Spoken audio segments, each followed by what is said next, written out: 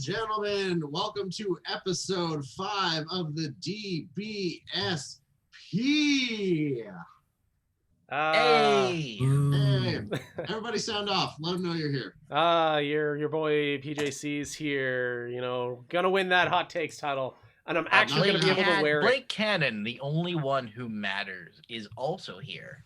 And ladies and gentlemen, the newest addition to the Dad Bod Pod, who was apparently on 2 episodes. Nobody cares. Wasn't signed, onto the podcast. And they put a belt on me without signing me. But I have been signed, so it's your boy T.Y. Jackson. You know what? Here. I'm gonna slip the people a little insider info. About 2 years ago, we floated around the idea of a podcast, and all 3 original people who were in that discussion are part of this podcast, with the exception being Blake. Yep. That's right. So yeah, I was about to say, I don't remember discussing shit with you. It comes full circle, boys. You were still Tomato Blake at that point, so. Yeah, nobody you liked you left back me then. out, you piece of shit. Nobody liked Tomato Blake at the time. It's you fine. wore a red singlet, nobody liked you. Well, we figured that you harsh, probably. But fair. We figured you Harsh, were gonna but train for fair. like 2 months and then you'll bail or something, and. Yeah, Oh, probably. I'm still waiting for him to bail. Yeah. Yeah, it's been a surprisingly long time. Yeah. All right, so another week has passed. How's everybody feeling tonight? How's everybody been feeling the last week here? I feel great. That's it. Did you do anything exciting the last 6 days, or? No, my life is a joyless hell. I mean, you are a Calgary Flames fan, so Yeah, that's yeah, par but we're for the also in the course. off season, so that doesn't matter. And Jules, how are you doing? I don't know if you guys can tell by my collection of hardware here, but I am ecstatic to be the first simultaneous double DBS multiverse champion right here. TY, just take a good look. I want to say it was about an hour ago? An hour ago. To bequeath unto Caesar that which belongs to him. I'm riding a high. I get to go into my CWE debut a double champion. I don't think it gets any better than that. And I do have to give you props, Jules, because I think this poll was the largest margin of victory so far. It was a landslide win. I'm sorry. It was. Orion might be a giant in real life, but I'm a giant on the internet, and this is proof. This is the proof is in the pudding, or in the belts in this case, boys. And I'm gonna try to drink a monster around the belt that's around my neck. So, I've been pretty beat up this week. Watching the. Got a little cameo there. No, I've been very depressed this week because I've been looking at the polls, and I saw Jules winning. Oh, you knew. I considered paying some people off to vote for me, but I realized, you know what, just let him have his moment in the spotlight. I mean, the power of my burner accounts didn't even come through last week. So. This is just the beginning. Just like the worldwide title. This is I'm beginning a streak. The hot streak starts here. Okay, I think you need to calm down, Jules. You're making me sound humble in comparison. That's the goal. Me, Blake Kannon, of all people. That's Check the goal. yourself. Jesus Christ. While are we allowed to talk about the setting for the next show, or do we have to keep it silent? Sure. I don't think we've said anything, so. I don't care. Like, kayfabe doesn't mean anything to me. Kayfabe doesn't really exist here with all like tens of our viewers. So I mean, really, it doesn't. I mean, I'm gonna social media team. So there's some interesting news coming about MPW's next show. Yeah. Okay. We'll keep it on lock. I will say this though. We may not get the viewers live when we do this, but can we just take a second to appreciate everybody who downloaded this as a podcast in this past week? Yes, that was a big news. Yesterday? You mean just downloads? yesterday? Yeah, just like yesterday. That was 42 downloads since we posted the episode. That I was is not the given big this news. information.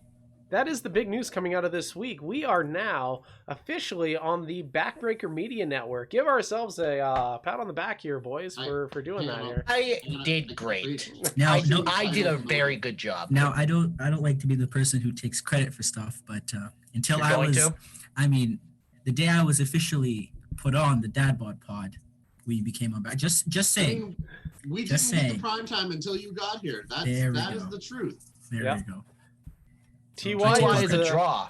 TY is the straw after that November stirs the 7th, drink. after I beat you. That's right. Anyways, okay, we have been stalling for a while now. So why don't we tear the Band-Aid off and talk about WWE for a little bit? Yay, wrestling. All right. To be fair, I haven't seen SmackDown yet, so. Oh yeah, that was just today, eh? Yeah, but I have watched SmackDown, and we are going to. Well, you should have watched it because now we're going to spoil it for you, Ty. It doesn't really matter. Okay, so everyone who watched Raw, say I. I saw a couple clips on YouTube. Oh. Hey, at least outrage. On any given day, 50% of our podcast is actually watch the shows that we're covering. Yeah, we'll take that. Fair enough. Yeah. We talk about wrestling, and I guess none of us really watch it. So I do like in a comment. It's like, without fail, you could put money on Crowder and probably Jules not watching Raw. Fair enough. Yeah.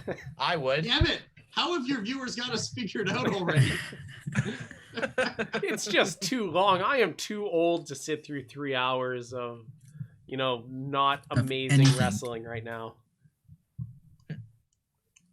But what do we got on tap for Raw? Anything exciting happening? Okay, so Raw started right off the bat by making me very, very mad. And probably TY too, so I almost use your government name. My bad. Yeah. What the heck, Blake? Kayfabe right off the bat. You almost used my shoot name there. Are we just going to ignore that TY had his government name the entire show last week? Or? Yep. Oh yeah, that's right. Yeah, we are. Nobody knew that until you said it, Crowder. It never happened. Yeah. Okay. So anyway, this is one thing TY and I can agree on. It's that we are both huge fans of Mustafa Ali. That is so true. When Mustafa Ali became the leader of Retribution, we were both very excited. We both said it was such good shit. Fools! For the record, I was Fools! excited too. All of you fools! So anyway, it's even though Ali was advertised for Raw last week, he never actually showed up because WWE, right? But he does show up on Raw this week. Yeah. Him and Retribution, they confront the Fiend. Which was probably their first mistake. Yeah. Mm-hmm. Then the Fiend kind of F's off. Her business comes down, 8-man tag. And then they do the job. And then the Fiend beats the shit out of all of them. Oh boy, does this he dominant ever. faction that they've been building for months. They job in their first match with their new leader. I'm sure Jules not gonna like this because the one who took the 1, 2, 3 is your boy T-Bar. My God, I know T-Bar. that's. Oh, T-Bar got it the worst too because he got like the mandible claw too. Like it just. Yeah, like why is T-Bar doing the job? Isn't that? I feel like if anyone should be doing the job, it should be Slapjack. Yeah, Slapjack's clearly the jobber of this group here. He is clearly the Crowder of this tag it's team. Like Slapjack is clearly the Sultan Singh of Retribution.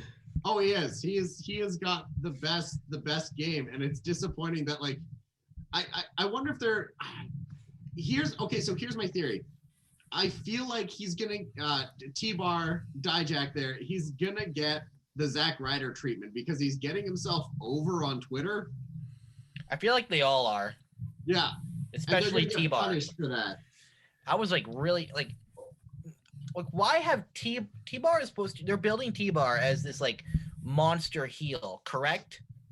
I guess. Why the hell is he tapping out to Bobby Lashley? It's like his second match on the main roster? I don't think they're building T-Bar to be the monster here. I think they're building all of them. I think if anybody, it's Dio Madden that's going to be the monster out of that. But it's probably Mace, yeah. But even still, like, this is giving me him and Mace are being portrayed as like these like giant muscle guys, you know, like these like giant killers.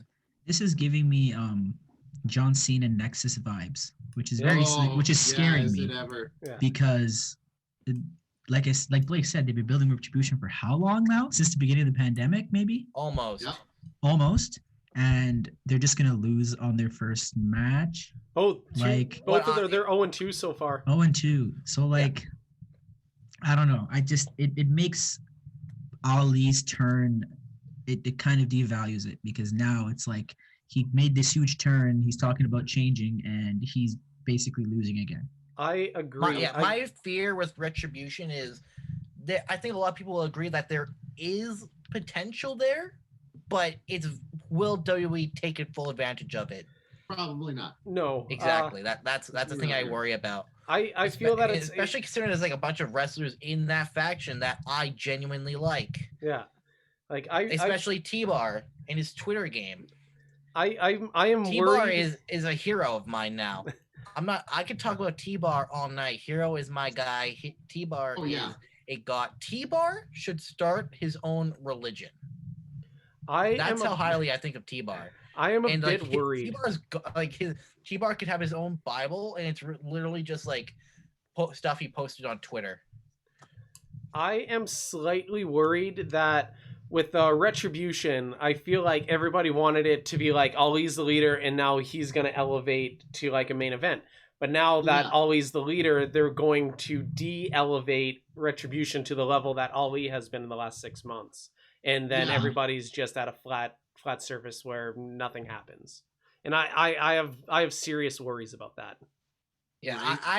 I had those worries too, but then Mustafa Ali ended up cutting a promo later on in the night. Mustafa Ali's such a good promo. Probably top 5 promos in the WWE right now. Oh, definitely. Absolutely. Can we talk about though how he revealed what was incredibly painfully obvious and probably didn't even need to be touched on, admitting that he was like the SmackDown hacker? Yeah, just in passing too, kind of thing. Like I thought that was amazing. I was just like, oh, by the way, that was me. Like, oh, okay. Glad that amounted to something. I am happy that they didn't just drop it without like having any sort of closure to that. Even if it's just like a throwaway line, at least there's some sort of closure to that. That's true. I will give you that. I do appreciate that there was that to it. Yeah. But I don't know, like what does like the next like 3 months hold for Retribution? Losses. Hopefully nothing but good things for T-Bar. Yeah. Or in his new religion, which I am demanding he start. T-Bar 316 says, "Okay, boomer." Or are they just gonna come up and just be the Ascension? Okay, they better not be the Ascension. Oh God, the Ascension. That was a terribly wasted opportunity as well. I feel like they've been downhill since they just kind of decided to phase Mercedes Martinez out of the group. At any point have they been uphill on television? On Twitter, they have been great. Every week on television, they do something stupid. They do something that everybody hates on television. And then Ali and T-Bar have to work fucking double time to try to make everything make sense. Yeah. I feel like their Twitter game is part of the reason why some people are still holding on to hope. Yeah. Because like if you take Twitter out of it 100%, what is Retribution? Like to the fan that doesn't like people read who are Twitter, pissed off and want to wear masks because they're yeah. A bunch of disgruntled employees, I think it was, or sorry, a bunch of disgruntled independent contractors. I mean to say. Yeah, that's right. They're independent. We're all independent contractors. Yeah, that's right. Unless you want to do Twitch, then fuck off. Yeah. You want to make money by yourself? Are you crazy? again, We'll keep Velveteen Dream on our roster, but if you want to make money off Twitch, we'll find you or maybe even fire you. This is why I'm still thankful that the MPW office hasn't figured out Twitch yet. Yeah, the second Booker Man starts watching this is all shut down. Yeah. There goes Blake and Blake's match there. All right, anything else exciting on Raw? Well, after that, I believe was AJ and his new AJ and the bodyguard, bodyguard. What a year that bodyguard has had. He went from being working. this giant ninja to finding he steady was work the giant ninja, wasn't he? Yeah, to finding steady work as a security guard for Shane McMahon. Got fired because Raw Underground got canceled, and now he's working for AJ. Raw with cocaine and hookers was shut down. Yeah. Unfortunately, they really held back on the blackjack though. Yeah. Yeah. I had one gripe about that. I just don't like how they were filming it. I know they want to make him look big, but they were filming it basically AJ's head and above. It makes AJ look like a midget. Yeah. Exactly. Yeah, they made him look big, yes, but they also made AJ Styles look like fucking Hornswoggle in comparison. Oh God, Very small. So tiny. And they did the whole promo like that. Yeah. So I mean, maybe they could like pull it back to like show the dynamic, but like really, it was just AJ just talking with his head flying. What they could do is have AJ cut promos on his shoulders or something. Yeah, there we go. Yeah. Something like that. Piggyback ride the whole time. Yeah.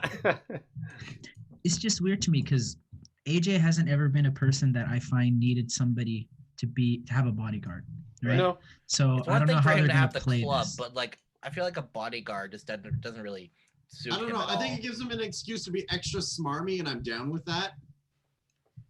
Sure. I don't know. I do I'll give gotta it a say chance. though, the one thing about this angle that disappoints me, if there is one thing, is that I'm mourning the loss of the temporary AJ Styles Joseph Park that we were getting on SmackDown. Yeah, Joseph Park was awesome. I was all down for that. I was so psyched when I saw Abyss on WWE TV. I was like marking out hard. And then he appeared again. And I was really hoping it was this oddball pairing with AJ Styles. And then they pulled the rug out from underneath me. And did Please, you see on WWE, give Joe Parks more TV time. I don't care who you pair him with. Somebody, anybody, please do it. Did you see on Talking Smack when he basically did the Steiner Math promo when he was doing his analytics? yeah. I didn't see that. Oh, it was so good. It was so great. Oh, Scott Steiner is a national goddamn treasure. We stand Big Papa Pump in this podcast. Yeah. So in my chat here, Andrew appreciates TY drinking coffee at 10:30 at night. So first of all, it's not coffee, it's tea. Okay. All right. And second of all, I can drink tea at any time and I can sleep like a gentleman right after. So Ah, very nice, very nice. there you go. Yeah, I agree. Caffeine has no fucking effect on me anymore. Caffeine My has body reverse has effect become on me. immune to it. Hey, Monster, send me free shit. If I get caffeine, like I get tired. It has the opposite effect on me. I can't have coffee because coffee's like, to me, it's so strong that I'll have a headache for 3 days. So I can't drink coffee, but I can drink tea because it's basically water. You're just like Okay, super good to caffeine know. sensitive. I'm gonna find a way to like get drug some like you. coffee into your system somehow, some way, right before our match. Yeah. Hey Andrew, thank I'll you stab for you. the respect. Thank you for trying to get Monster to give me free shit. And you know what, Andrew? Well, you're paying attention for a second because you're the one man here that can make me a triple champion because we are inching so close to that live stream Yu-Gi-Oh duel. I'm gonna send your ass to the Shadow Realm, and that'll be 3 titles for me. Jules is gonna fucking be like Ultimo Dragon in like a month here. just the arm full of belts. Just I win everything. All Here's the time. here's the real question: are you gonna be able to convince any promoter to allow you to take those titles out? I mean, No, if he does an chance. RCW show, like who's gonna say no to that? if I do an RCW spot show, I'm taking both of these beauties out with me for sure. I don't give a fuck. And then I'll beat you for him. I'll defend them in a triple threat, a la Kurt Angle, and just lose them both, but not lose a fall. Fair Yeah. enough. I guess one other like minor thing that happened is I liked it. It was I guess WWE found a way to somehow keep New Day together despite them all being on different brands. Mhm. And during Kofi versus Sheamus, they had Big E in the Thunderdome. I thought that was kind of dope. And the promos talking about how like they may be in separate brands, but like they're still. I like that. Let them be a cross-branded faction. Let them have each other's back still. Don't just make them forget about each other because they're on different shows. Exactly. Yeah. Yeah, I had a fear that I don't know. I haven't watched SmackDown. Somebody can give me some insight in that. But did they change his music or try to give him new gear or something, or is he basically still New Day? Now that I think about it, I don't think Big E was on SmackDown tonight, unless I like somehow missed it. No. There you go, folks. It's a wrestling show, and none of us know anything about wrestling. That's encouraging. Yeah. Okay, That's gonna keep people waiting. Welcome. All right. Well, else, my moderator will look up if Big E showed up on SmackDown today. If anything else, if anybody out there would be proud of this podcast, I firmly believe Raven would be proud of this podcast. That it's a wrestling podcast where like none of us watch wrestling, or Have you guys ever listened to the Raven Effect? Because like not really. No. The closest thing to this I've listened to or watched is Talking Shop, but that's not as crazy as. But this is not as crazy as that. No, Talking Shop isn't crazy. Yeah. All right. So is that anything else or Raw worthy to talk, podcast worthy to talk about? There's something I want to talk about. Something I really want to fucking talk about. It's not much to go on, but I just thought it was fucking funny. Did you guys see the clip of Titus trying to turn heel? Yes. And then Hurt Business just told him to fuck right off. They're like, nah, we're good. No, you stay a babyface. You stay where you are, far away from us, please. Yeah. Like, you want to become a bad guy? You want to become a villain? Nah, fam. No. You know, it's funny because the Hurt Business is very keen on trying to turn people to help, basically help them. But Titus just isn't gonna. Not Titus. Mold, apparently. Fuck Titus. I New love Day Titus. Didn't want him. Hurt Business doesn't want him. Oh, speaking of Raw, by the way, anybody see Elias's concert? I did. That he did. Hang on. I have something to say about that, but keep going. Oh, that's all. That's all I. That's it. Go ahead. Yeah, that's all to say. I thought it was cool. It's like, do we want to talk about Elias's concert? Yes, Elias had a concert. He did, yeah. Next topic. Okay. No. Can I just?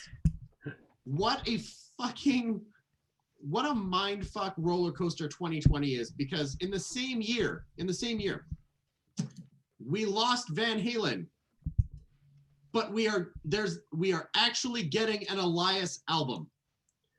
Hasn't he already had an album during the I think concert? he's done an album, haven't he? The album is legit.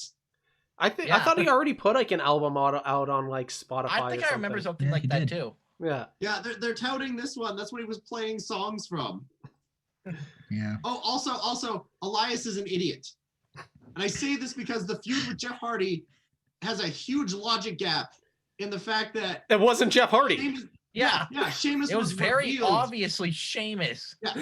Sheamus is revealed on Raw. to have framed Jeff Hardy, but Elias is just like, nah, fam, it was Jeff Hardy. Elias is like, I am a stupid person, and I don't watch the show why either. Is he not going after Sheamus? Elias is us. He doesn't watch the shows, so he doesn't know who attacked him. Yeah. You know what's very funny about Jules' statement right there? He put over Elias in the first one, talking about his album, and then just called him an idiot right after. Yeah. He's just on two different sides there. He'll be nice, but not too nice. It's the booking that makes him an idiot. Like Yeah, it makes fair him look enough. so. But hasn't right. He's us. He doesn't want. He hasn't been watching the show. Yeah. He didn't know. Before we leave Raw, I have to say though, even though it was short, even though it was introductory, and even though it wasn't what we had hoped for when we were talking about it last week, I am still psyched for the addition of Alexa Bliss to not just the Fiend act, but the Firefly Funhouse. Yeah, that's cool. Mhm. And also, are we also just not gonna talk about Braun Strowman just headbutting Keith Lee in the dick and the referee just watching it and doing nothing? I don't see anything wrong with that. For those listening in audio form, where everyone was just shaking their heads. that reminded me of when Ty wrestled Shawn Martins, and Martins blatantly low blowed Ty right in front of the referee. Right in And the front of referee was like, "Duh, I don't know." Yeah, just lifts his hands up like, Like, okay. yeah. Yeah, Guess no, we're just we're not kicking gonna each other say in the dick names, now. but we're not gonna say names, but we will say his name rhymes with Bevan. Do you guys know apparently we have 10 minutes left in the Zoom meeting? Yeah, I'm staring at going that to number go on right my now. break screen right now. I'll upgrade to Pro. I'll just be on my break screen for 2 seconds, everybody. Everybody Yeah. else talks amongst themselves. Apparently What are we doing, we have timed meetings.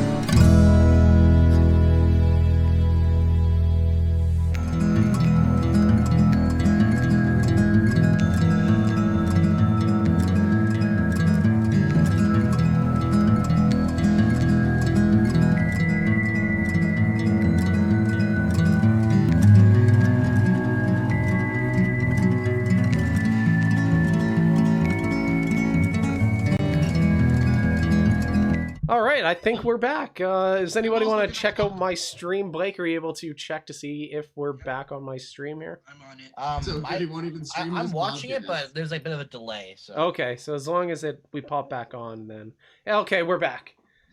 I'm gonna advertise my own Twitch channel as well, much like Blake, only because I'm getting super close to a milestone that I never thought would happen, and I am 4 followers away from 100.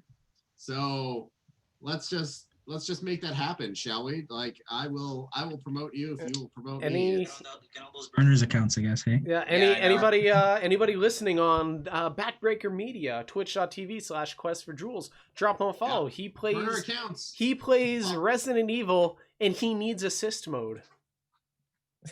No, I don't need it. The game suggested it, and I declined the suggestion. Thank you very much. All right, so And well, Blake Blake just is- got up and sprinted because his pizza roll's are ready. So he's his air fryer went off there, and No, we didn't hear his mom calling down the stairs though. that's the fastest I've ever seen Blake run in my life. all Like right. even in the ring, he's not as fast as that. While Blake's gone, do we want to talk about NXT, Impact, AEW, bam, kind of all in one kind of thing? Sure. I will talk about NXT UK real quick because I don't know why, but I don't care about Walter and Dragunov. Well, you're feud- just not a fan of. You're just a Walter hater, though. So Yeah. I am okay. He's a water hater. we've established this. I'm already not a Walter fan, but there's just something about this feud that just has not kicked into that gear that makes it feel like a heavyweight, like a world title feud.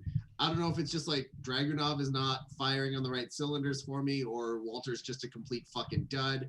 But can I ask why you are such a Walter hater? Walter reminds me, well, not even reminds me. I've seen Walter shtick before. He's a big dude who hits guys really hard. I'm not a fan. I don't think it's necessary. I don't think it's safe. I mean, from a medical standpoint, if he chops somebody as hard as he does at the wrong time, out of rhythm with somebody's heartbeat, he could give him a heart attack. Like, it's just unnecessary. It's especially in this day and age where it's like I feel like we've come a long way in the ability to keep each other safe. That like, if you're gonna be that guy, go into a fighting sport, go into MMA, right? Like, actually hit guys if you're gonna actually hit guys.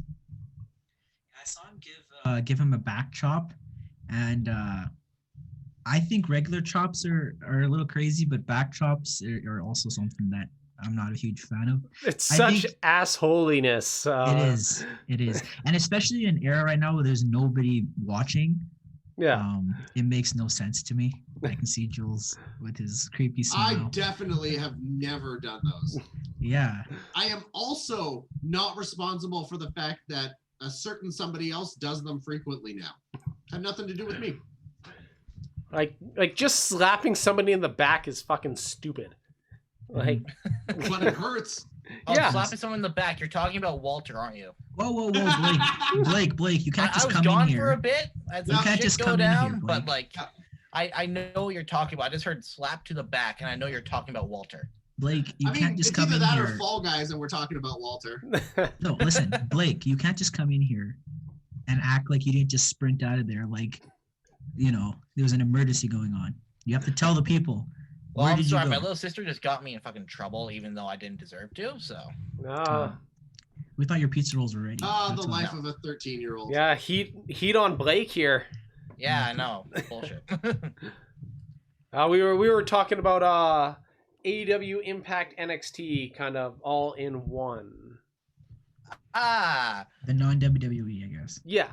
Did you guys talk about the Jericho MGF duet Not without me? Yet. We did Not not. yet. No, I'm saving. We literally have to save the best for last, and nothing will touch that. And I'm sorry. I apologize to Penta and Ray Phoenix, who had like A hell of a match. Really good match. Yeah. like a barn burner of a match, but it does not come anywhere close to what Jericho and MJF did. But we'll get there.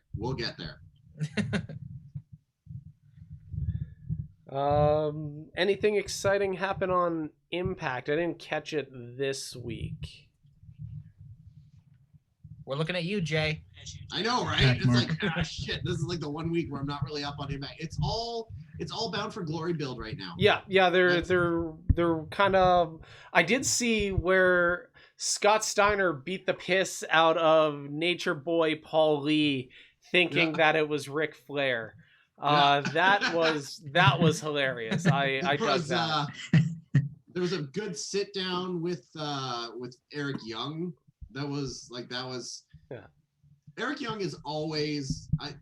Part of me wants to say he was like cutting the promos of his career right now, but like he's always been on top with what he's given. Like he always has the way to like elevate what he's got to the next level. Yeah. Except for when like WWE like stifles him and sanity went nowhere.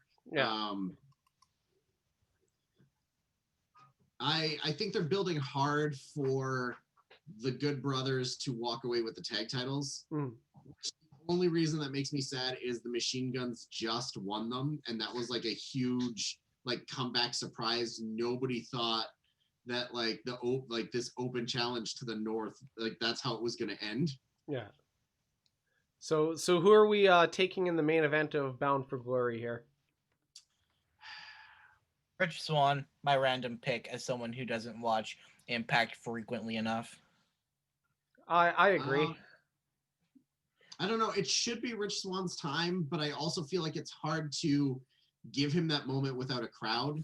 I feel like they're striking on the Rich Swann title change too soon. It's probably going to happen, but I would want the belt to stay on Eric Young.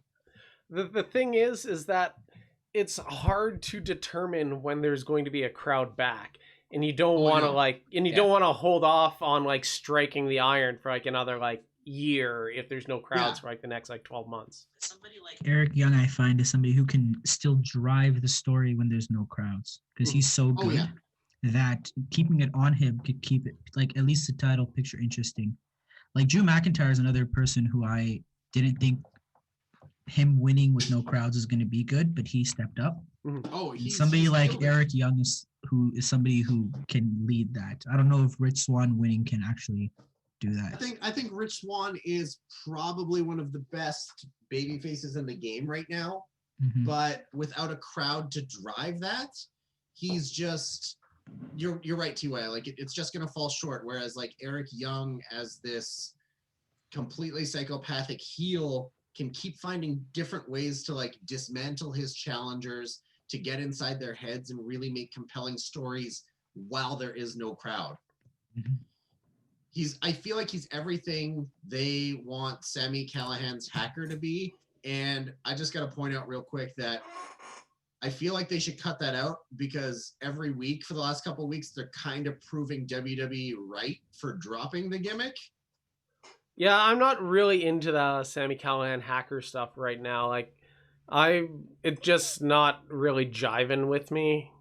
But I was no longer into it when they did that thing where Sami Zayn photoshopped his head onto Katie Forbes' body. No, that was that was golden. That was I can't unsee that.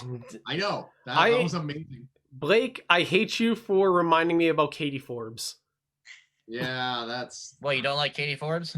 I hate Katie Forbes. Katie Forbes is the fakest looking person in the world. Like, there is nothing legitimate about Katie Forbes. I feel like as a performer, she doesn't bring anything to the table. She's like a byproduct of a forgotten era. Like she's a diva. She is straight pulled out of like 1999 WWF. Yeah. Oh, she would have been super successful in the Attitude Era, and right now she feels like a fish out of water. Yeah, it's just like, it's so bizarre to like have like a serious women's division, and then there's Katie Forbes in the corner like twerking for 10 minutes. Right? Like, okay, I really appreciate so Val in my chat just now quoted that segment and Katie Forbes, and I worked so hard on my website was one of the most unintentionally funny things I've ever heard. I just, the difference between someone like her and so Scarlett Bordeaux, when she was in Impact or when she was in the Indies before like WWE picked her up, because we haven't really seen her wrestle, is she was trying to be that the smoke show. She was trying to have that Divas Attitude Era sex appeal angle while still being able to be a great wrestler in between the ropes. Whereas I feel like Katie Forbes is just there because she's RVD's girlfriend and she twerks. Yeah. That was straight up. I did not dig Katie Forbes at all. I think she's helped maybe Rob Van Dam earlier or later in his career when he can't really be the same RVD he's been his whole life, maybe because of just age. RVD with Katie Forbes is amazing and hilarious. Yes. And midlife crisis Rob Van Dam was really good. But Katie Forbes wrestling was just a no for me. It just kind of it got to a point where it overstayed his welcome. It helped heal RVD. And as much as I'm not on the Joey Ryan train, I will say they were onto something with the cancel culture idea. Yeah. And I liked the faction. I liked the gimmick. And I really wish they had found a way to keep it alive after parting ways with Joey Ryan. I understand he was the centerpiece of that, but you had one of the Christs had joined it. You had RVD and Katie Forbes. And it also didn't help that the other Christ was also Me Too. That too. That kind of killed the stable right there. Yeah. When half of the cancel culture stable was canceled. So Yeah. Exactly. Yeah. Fuck Joey Ryan. Okay. Hashtag Next. fuck Joey Ryan. Fuck Joey Oh, Ryan. just a quick thing as well. What do you guys think about the 6-way for the X Division? I'm interested in it. I'm intrigued. I like Rohit Raju just kind of being like the shitty heel to like Jordan Grace. Oh, he's so good. He is one of like the best like chicken shit heels I've seen in a long time. I absolutely love it. It's What do you guys have for that match? I'm saying TJP. I was just gonna go with TJP as well because he's kind of like the underdog kind of dark horse pick out of that. I think everybody is gonna be like, if there was actually betting lines, probably Jordan Grace. Yeah, probably Jordan. Yeah, Grace.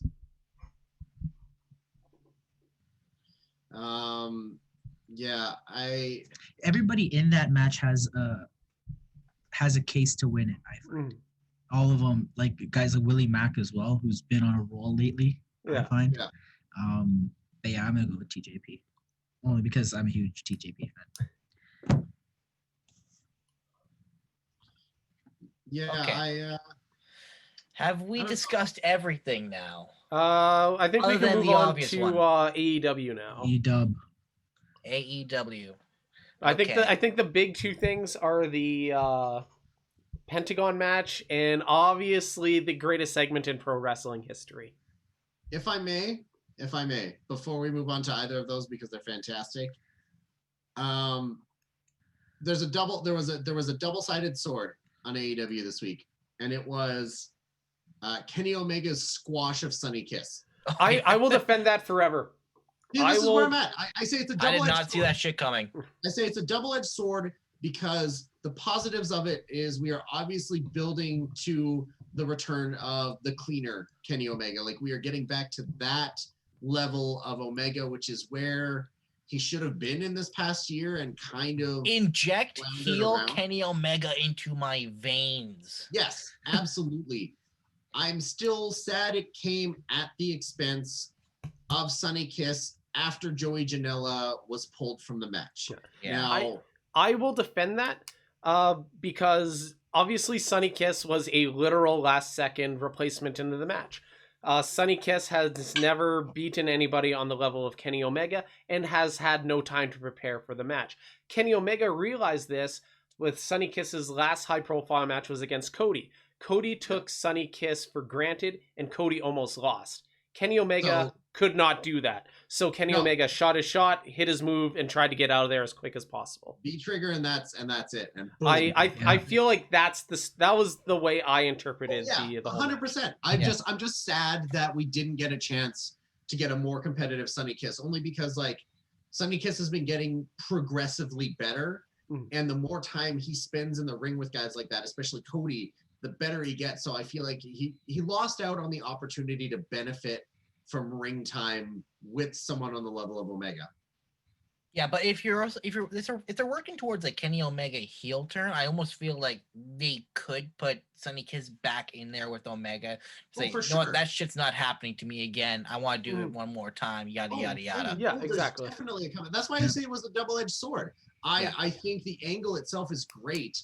I was just personally disappointed that we didn't get a more competitive Sunny Kiss match. That's really my only downside. Yeah, I think we will between the two of them at some point. Yeah, I feel like in another like 2-3 weeks time, like after the tournament's over, they could double back to that and go with that again.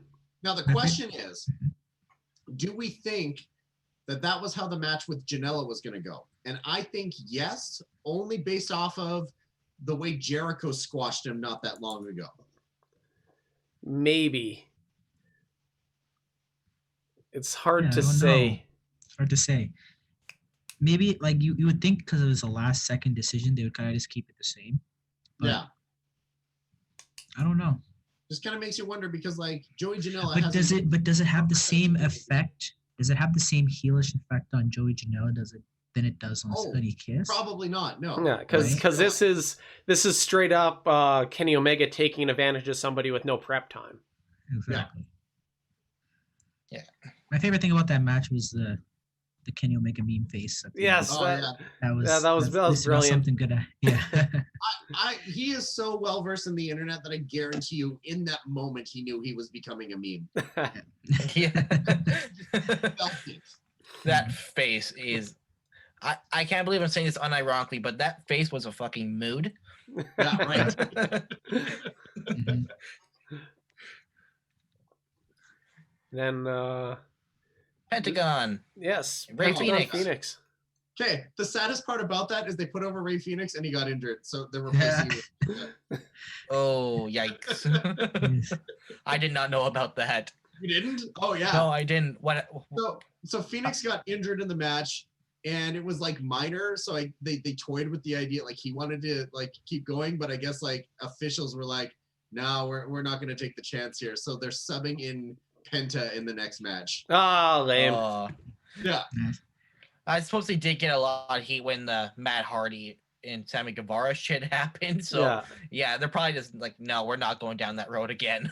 Yeah, right. It's like we caught enough flack with Matt Hardy. We're not gonna. As well as Alex Reynolds, who in that night like got like knocked the fuck out. Yeah. In his match. It was very clear that he was knocked the fuck out, unless he was just doing a brilliant job of selling. Right, and like nobody called it. They're like, we're good. Yeah, I'm fine. blown. I'm done. And now let's get to the real main event segment of wrestling this week. Oh yeah, this is the definition of such good shit. Oh. This was such good shit. It's one of those things that like everything I feel like since Jericho has come to AEW is so polarizing on the internet. You either love him and like worship the ground he walks on, or you hate him for killing the business. And part of me feels like I've got bad news for Cornette. The business has been dead for a long fucking time. It's dead and buried. We're pissing on its grave now. And let's have some fun. Yeah, wrestling is supposed to be fun at the core of it. And this was fucking fun. I was about to say, I feel like they're just going out of their way to piss off Jim Cornette. Like Jericho, especially at this point, where every week he does something to fucking make Cornette angry, to get under his skin. That he knows is going to make him blow a gasket. I feel like the only way they could have made that more targeted at Cornette was for like Janela to slide in and sing a line about cuckolding and then like fade out of the picture. I think just this as it is perfect, because previously Jim Cornette was so high on MJF, and now he fucking hates him. Yeah, now he's like, fuck this guy. MJF and Sammy Guevara are probably the only two things Jim Cornette liked. Yeah, and the revival. He likes the revival. Oh yeah, I mean, yeah, who doesn't? Yeah. Or actually, I guess some people don't. But you know, which is ironic because the revival's gimmick are literally cosplay wrestlers. They are literally cosplaying the Brain Busters. And then Jim Cornette's like shits on like other people being like fake ass cosplay wrestlers when that's the revival's gimmick, and that's Jim Cornette's favorite tag team. Yeah. I saw a thing on Twitter that somebody commented that if this segment was put on WWE television, it would have been shit on. Oh, probably. What do you guys think about that? Oh, definitely. If it was word for word, I don't know. If it was like, if this song was filtered through Vince McMahon's like brain, then probably. Yeah. Probably some lines about pooper scoopers. Yeah, like the benefit there is that you can tell it was written by them. They had full creative input on pretty much everything that happened there.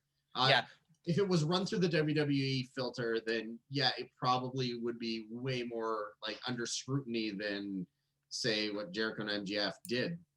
Yeah, this is probably like the first time I didn't mind watching characters on my television just randomly burst into song and dance. Oh, you guys don't even know. I did like 4 years of musical theater. Like I everything about that segment was just fucking perfect for me. Hit right home for you. Can we say like how good of a singer MJF is? Uh-huh. Like It that is is like- it pisses me off how fucking talented He is they are. Sinatra-esque, like Is- with his singing there.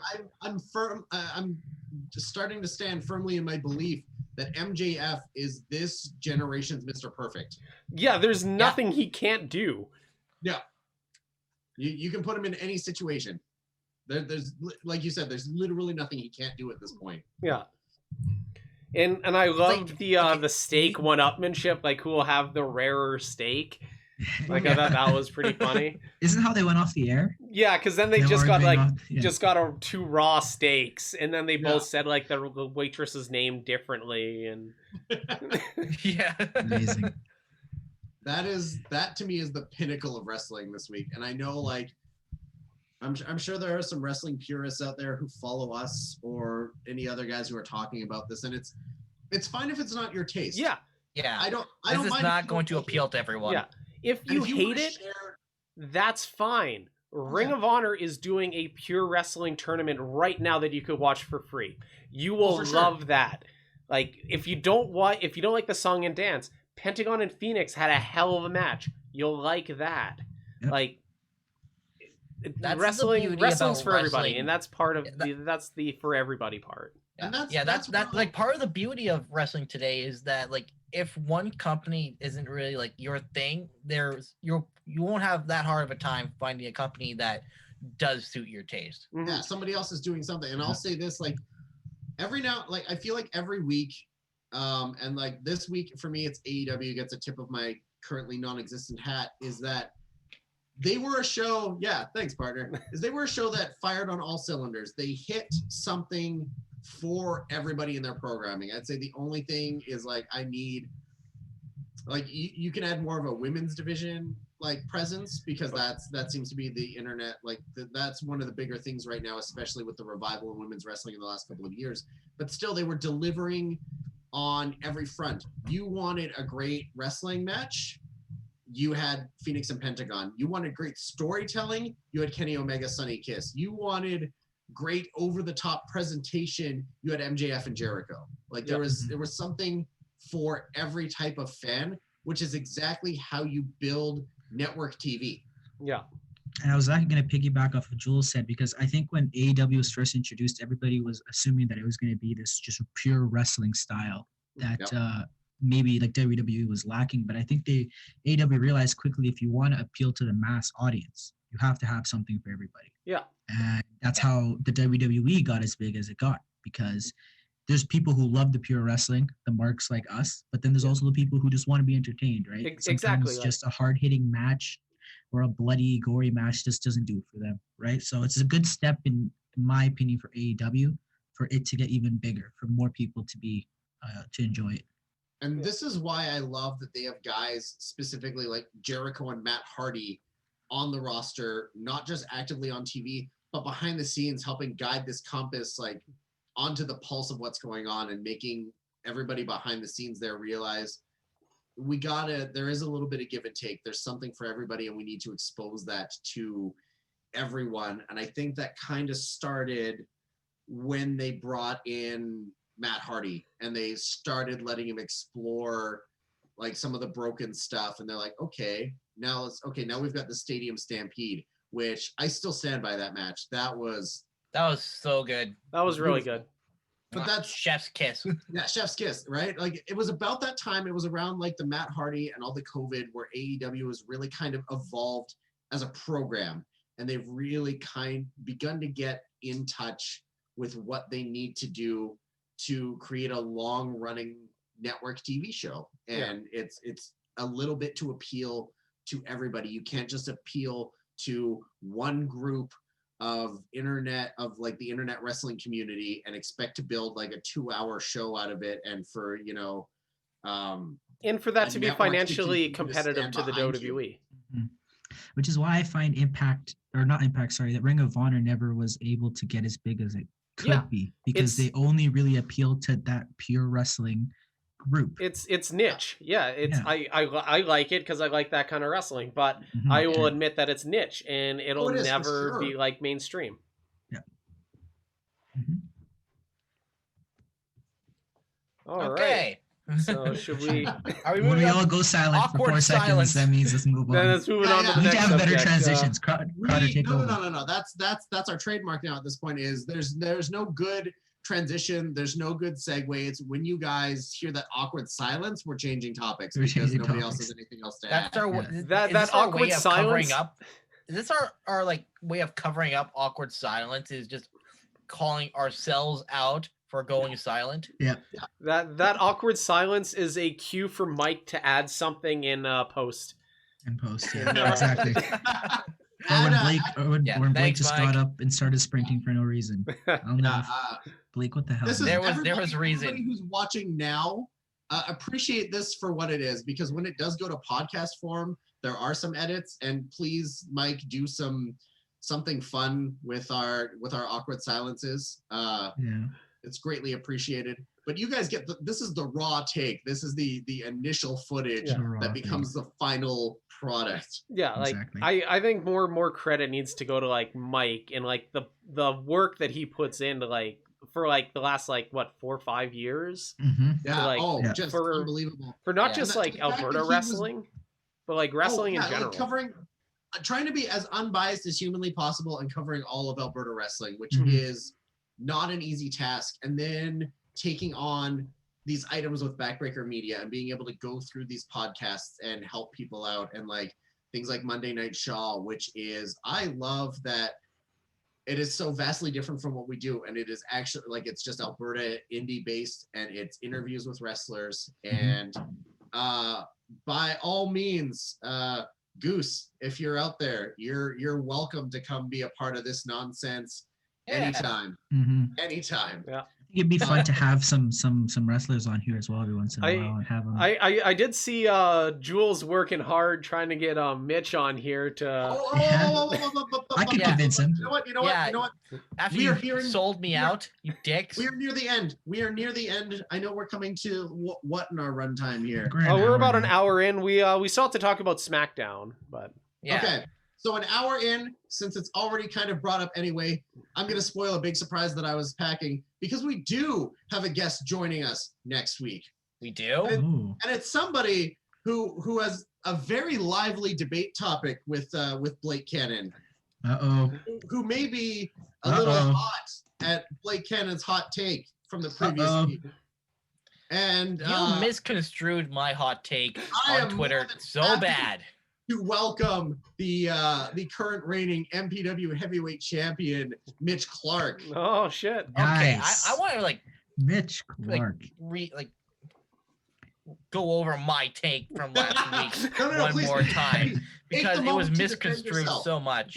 because it was, what was it? It was Andrew misconstruing it. Is that who we're gonna project this on? It was all three of you, to? except TY, surprisingly. And here's the thing, Blake. I know Mitch very well, and I can say that regardless of what any of us said, he still was gonna shit on you just for the fact that you said the elbow was better. Yep. So you I can't said- put okay, any blame on us. I said Kairi Sane's elbow looked cooler. I never said it was It doesn't matter. better. It doesn't matter. I said it looked cooler. That's it. I never said it was better. I It sure as doesn't, hell Blake. never said it was the goat elbow. Blake, I it just doesn't said matter. it looked cooler. I think where the problem stems from is the comparison. Yeah, And there you go. and Macho Man being dragged up at all. Mhm. Not to mention, I've had a private discussion with Mitch Clark on this particular subject, and he definitely has an opinion on Kairi Sane as well. Really? Mitch is gonna get us canceled. He's gonna get us canceled. I know he will. fuck.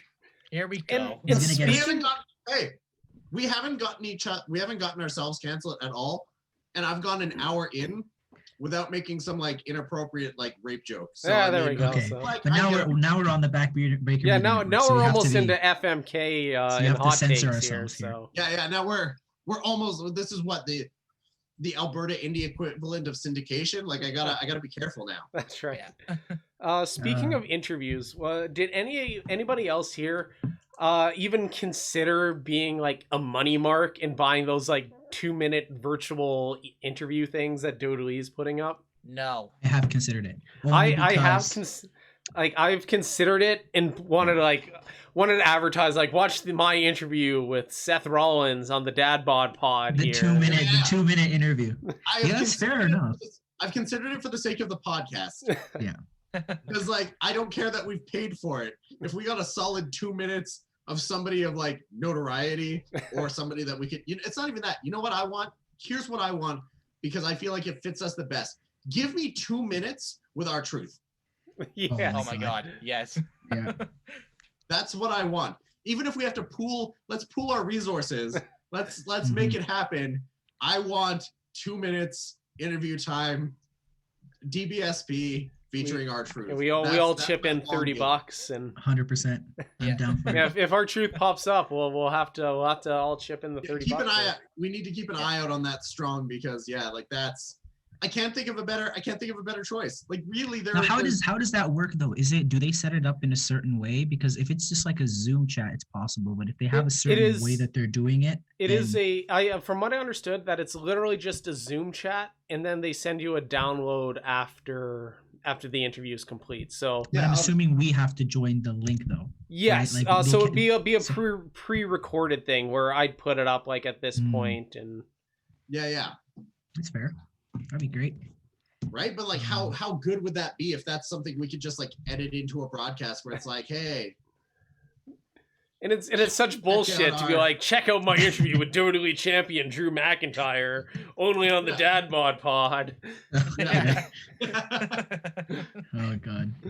All right. Okay, so does anybody want to talk about SmackDown now? There we go, Blake. Okay. Once again, didn't watch it. Haven't seen it. Am I the only one who watched it? I have literally only seen that Lars Sullivan looks like Stone Cold Steve Austin. No. Oh, what? Don't make that comparison. They did what? Again. Off my TV. I'm over it. So we're bringing back the Lars conversation from last week. No, Yeah, it's the same conversation. And I have Lars only seen that on my TV. Yeah. And I've only seen that because Spencer Love put up on Twitter that he thought that he looked like Goldberg, and I did the "Mom, can we have Stone Cold" meme following that. Oh god. I love Spencer Love too much to like hate on him for making that comparison, but like kind of makes my blood boil a little bit. Well, I guess according to my chat, one positive is that Shorty G is no more. Oh, thank God. He's Chad Gable once again. Thank God. Thanks, Oh sweet my merciful God. Christ. And I also guess that it was supposed to be a heel turn for him, I guess. I thought he 'Cause they already piped was in- a heel. Like, wasn't he Baron Corbin's lackey for a couple weeks? Or Yeah, but then he turned babyface again. It's like, oh, sorry, Matt Riddle, I didn't mean it. Poor Chad Gable, like holy shit. he is so good. He is so funny. He is so charismatic. Like, I don't understand why he's just stuck in whatever mud that he's been in the last like 2 years. If there was an alternate choice for the leader of Retribution, I would have gladly gone with Chad Gable. I wouldn't have gone with that, but I feel like if they were putting together, I would have still had like Matt Riddle, Daniel Bryan, Drew Gulak, and like Chad Gable as a stable. Yeah. Yes. I feel like that would like the new team angle kind of thing. Yeah. Yeah. I don't know. But I just speaking find of teams, we're often talking about how WWE's tag team division is kind of non-existent at the moment. And it looks like two sets of tag titles. Pardon? And they've got 2 sets of tag titles. Yeah. Yeah, But, they got. It looks like we may actually have a new tag team now in Kevin Owens and Daniel Bryan. Sure. Why not? Sure. A bit of an odd pairing, but you know what? Where I feel like those two are so good they can make Ring that of work. Honor? where the hell is Drew Gulak? Daniel Bryan Yeah. and Drew Gulak were a really good tag team, and That's a why did much- that just get split up for no Gulak is reason on at all? Raw. Better choice. Yeah, Gulak's on Raw. Oh, fuck that. Who cares? Nobody They cares got about the a draft. Key split. Here, this Okay. is go for it, Jules. Sorry. Talking about nobody gives a shit about the draft at this point. What the hell was his name? Tucker? Yeah. Otis? Yeah, You what the hell forgot did Tucker's name? No. El Gran Gordo, which, Yes. from what I understand, translates to the big fat Oh yeah.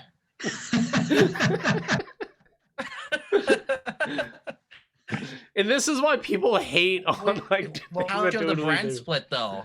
Yeah, He's, right? That wasn't Otis. That was El Gran Gordo. That was not Otis. Yeah, I- It was just someone who big looks fat very man. much like Otis. I but he's forget. not I forget if actually it was Morrison or Miz who pointed out that he's holding the damn lunchbox. Yeah, it's like you've got the lunchbox. You're Otis in a mask. No, I just love how they just kept playing it out. Tucker's like, nope, I don't know what you're talking about. And then like Otis's sad attempt of trying to speak Spanish, Right? and then just saying Tucky at the end just killed me. Yeah, Senor Tucky. What I do like about it is, like, unlike in the past where there's been brand split stuff and like Logic just ignores it, this is literally Otis rebelling against the draft, being like, I'll find a way. Like, See, I wouldn't mind if it was a consistent thing. Yes. yeah, like, Yeah. if they can keep this up, if it's not Yeah. like Juan Cena all over again. Yeah, but No. here's the thing. They did find a way to keep it up on I SmackDown. didn't watch SmackDown. There was follow-up. Did with Tucker wear a mask or? No. What they did was it was a backstage segment called Law and Otis, where they finally went to court over the Money in the Bank contract. Really did the wrestler's court. I thought the segment was such good shit. It aired in like 3 different parts throughout the show, but it had the APA at like JBL as the judge, and then Ron Simmons was there. Which is an inside joke. For wrestler's court. Yeah, in wrestler's court, Bradshaw was often like the prosecutor. Yeah, Mhm. Undertaker Yeah. used to be the judge. And Taker was the judge. Yeah. Oh, Wrestler's Court. That's something that like nobody wants back. No, yeah. I would have liked this better if Impact hadn't done it like 6 months ago with Tommy Dreamer, and like it was like Tommy Dreamer and I think Joey Ryan and like a bunch of other guys, and it's like, okay. But I mean, I liked what was the end result? That was the only thing I didn't get to, is like how did it play out? Because I feel like Okay. It played out as the part I was getting to. Tucker was there to like defend Otis or some shit. And that fuck the draft. Oh yeah, Asuka was there as well. Why was Asuka there? Like, I guess she was a part of the Money in the Bank match. I Both suppose. matches happened at the same time. Like Ray was a part of it too. Ray Mysterio was part of it as well. Rey Mysterio got thrown off a fucking building in that match. Yeah. That was during he- like the couple yeah, weeks he span where basically Rey said, Mysterio was Kenny. Otis won the match. He deserves to be able to cash it in. Yada yada yada. He- Everyone was against the Miz, basically. Again, what does Ray know? He got thrown off the building. He doesn't I know mean- that Otis won it fair and square. Well, he was. You know He was in about the. the WWE Network, right? Yeah. Ray He can was in the watch it. Go perimeter. back and watch it anytime he wants. He's gonna go back and watch it with one eye. Yeah, but with all that's on the WWE Network, why would you go back and watch Money in the Bank 2020? Yeah, like why would that be That's your choice? Money in the Bank I match didn't was think good it was shit, that man. bad. I thought the Money in the Bank match was super, super boring. What? Them How just dare you? walking fucking dare around the WWE headquarters for like 35 minutes. I That was hated so it good. so That match much. was so- I like the love that match. How comedic dare you. elements that That- they did in it, That like match, the part with Daniel Bryan and AJ Oh, at in Vince's office. That part was funny. I think if they had more comedic elements in it, it'd keep people enjoying. But yeah, I guess that match is what turned me off the cinematic wrestling, and only like the Stadium Series barely brought me back. Like I feel was like the match dreading that the turned Stadium me off Series, but then cinematic that turned out to be wrestling was- great. the swamp fight. The Swamp Fight was yours. here's what I think. I think WrestleMania and the Swamp fight with a Boneyard match. down run. Is that what we're talking about? We're talking about our least favorite cinematic match. Yeah. Well, I'm saying that WrestleMania and the Boneyard match was so high So that good. they couldn't really top that, and I think that Yeah. was going to be the issue Mhm. anyway, because it was only going to go down from there. Because what else could you do after that, right? They kind of started with their best one, and then now they kind of declined. They for a were bit. gonna do it with Rey Mysterio and Seth Rollins with Eye for an Eye, and then Vince saw how gory it was. And it's like, no, we can't fucking do this. My main problem is that the Boneyard match and then the Firefly Funhouse match were pretty good, and then the Dodley wanted to do one every month, every pay-per-view. And they just drove it in the ground pretty quickly, in my opinion. Yeah. I remember the Street Profits and the Viking Raiders had a cinematic match that wasn't announced to be a cinematic match, but I remember fucking loving it. Are you talking about the series where they were playing like mini golf and No, Yeah. not that. It was eventually supposed to lead to them having an actual match, and then that match ended up with like a brawl backstage. And then is that the one with Tozawa's ninjas showed up? yeah, that's okay, how he got introduced as the leader of the Ninja Clan. My favorite thing is at one point, I forget when, Samoa Joe on commentary had like a side comment about like ninjas are bad news because he got kidnapped by ninjas in like TNA. Yeah. And that storyline never was Never wrapped went up. anywhere. No, it was never wrapped up. He just got kidnapped by ninjas one day. That's it. we don't talk about that. I just Okay, love but that Joe got a little nod in on commentary to that. Yeah. All right. All right, but Blake's back trying to SmackDown. reel us back in here. Back to SmackDown, since we went off the rails. As usual. Yeah. How the Law and Otis segment ended. That's what they called it. I popped for that. It ended with JBL was about to rule in favor of The Miz because nothing The Miz said made any fucking sense at all. It never made sense in the first place. And then right before he was about to slam his gavel down, Miz is like, wait. We have more evidence. And then he hands JBL a briefcase that was obviously full of money. It's like, yeah, I don't pay for a Miz. You're going to defend the Money in the Bank briefcase against Miz at Hell in a Cell now. Because fuck you. The only thing that I feel like is sideways about that is not to say Miz isn't deserving of another run because for the last couple of years, he's kind of proven that he is. Yeah. It was really with everybody thinking that this whole setup was a vehicle to put Money in the Bank on Morrison, who they would look at as their more marketable star. Yeah, I feel like even if they were to put the Money in the Bank briefcase on Miz, he would have the same problem as Otis, because are you going to have Miz take the title off of Roman right now or Drew? No, but follow me on this.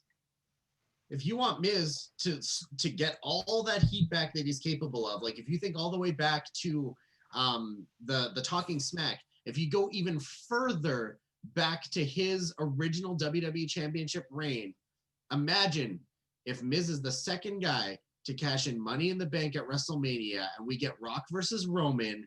Rock wins only to lose it to the Miz. Oh my god, the my internet fucking god, I would love that so much. I would love it just to like I just want to hop on Twitter immediately and I would love it simply because Twitter would fucking hate it. Oh, they would melt the fuck down. Yeah, I feel like if I were booking WWE, I would think to myself, would Twitter hate this? Probably. Let's do it. Let's do it. Okay, and Blake, I have a comment in my chat. Was Murphy versus Rollins anything worth watching? I thought it was good. It was a good. I mean, with those two, you're gonna get a good match no matter what. I just don't. I don't see them ever having a bad match. So there was some. Yeah, this is the part where people probably roll their eyes, but the Mysterio family / Rollins feud is clearly still going. Yeah. Which I personally don't mind, but it seems like everyone else is just done with. I mean, I'm over it. Like, they took Ray's eye. Ray's kid got his match. Like, what? I will say this. I do feel like the way it was presented, they are actively trying to wrap up the story they started with Murphy and Ray's daughter. Yeah. So if it actually gets them finishing a story that they've started, yeah, I'm okay with that because I feel like watching WWE programming is a lot like watching like a 10-year-old write a story and they get like 3/4 of the way through it and they get bored and move on to something else. Yeah, but is it going to be very like satisfying to like finish reading the 10-year-old story that they're writing? We're about to find out. At this point, I am satisfied if we get a conclusion, regardless. I mean, because the conclusion is going to be like Ray and Dominic versus- beating the shit out of Seth. Well, That's the obviously, I fun think it's going to be conclusion. Ray versus Seth. It's Yeah. going to be the ultimate end of it. Even Yeah. though I think it should have ended with Dominic versus Seth. Mm. But I think I'm just worried about where's Murphy going to go for now, because I felt like Murphy's career was elevated so much by being Seth's disciple. Yeah. Now he's turned on him, and now I feel like he's just going to go into obscurity at this point. I- He's I- already getting heat for this whole maybe love angle with Ray's daughter, but now after that, I don't think he can recover. No, he's a mid-card babyface who's going to get lost in the shuffle. And I think, I don't know, maybe after the rub that he's gotten, especially with like injuries kind of piling up a little bit, maybe have him back in NXT and present it as a, at this point I've rubbed shoulders with God and kind of come back like treat him like he's a little untouchable down there, because they do that. They do treat, regardless of how good NXT is, they do still present it as if it's a step down, right? Yeah. Case in point, Charlotte when she was NXT Women's Champion, like they do treat it as if it's a step beneath. So it could do wonders for rebuilding Murphy as a babyface to have that NXT run. Although NXT has a bit of roster bloat right now as well. They do. Oh, they so do. Yeah. Mm. And I think throwing Murphy in there won't help that at all. Yeah, but to add to Jay's point about NXT being considered a step down, there's a reason WWE did not include NXT in the draft. For that reason. Yeah, it's to reinforce that, which is so bad because I thought we had come a long way when it came to Survivor Series and the inclusion of NXT and like last year NXT was officially in the WWE's eyes a third brand. Yeah. And then their champion went on to beat Daniel Bryan and Seth Rollins. Yeah. No. Like straight up what happened is NXT was recognized as a third brand to go hard to compete with AEW. And now that NXT is losing to AEW so much, I think they want to backtrack on that. Be like, okay, there are developmental brands, so it doesn't look as bad so on them. Beating it is no big deal because they're developmental. Yeah. Yeah. Because that's their way of smoothing it over at this point. Yeah.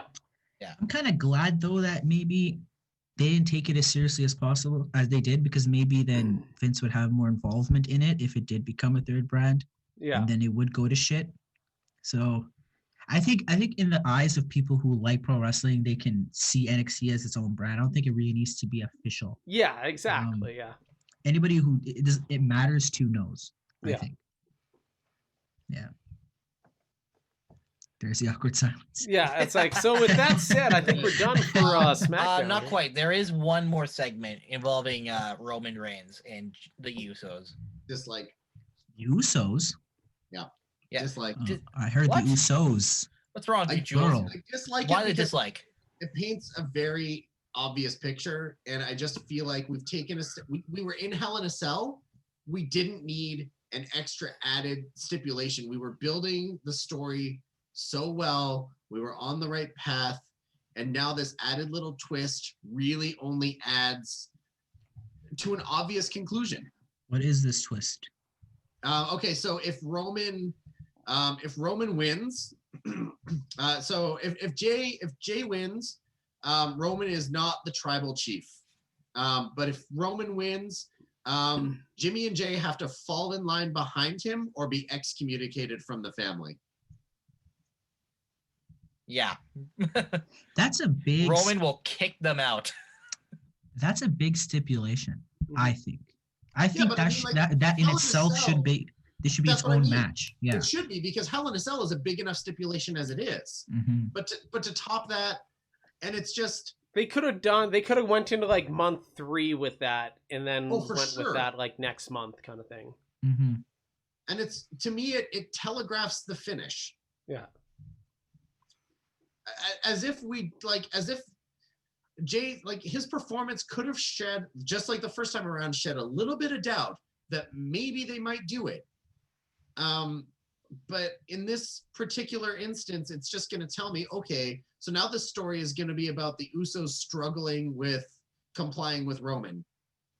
It's gonna be Which John Cena when he was in the Nexus. John kind Cena of in the thing. Nexus. Mhm. So it's either going to lead to them accepting the excommunication from the family, which again is I don't know how that affects them on TV. I don't know how that like in real life that sounds terrible, but like I don't know how that translates on TV, or it's going to lead to an eventual like it's the Uso heel turn. Yeah.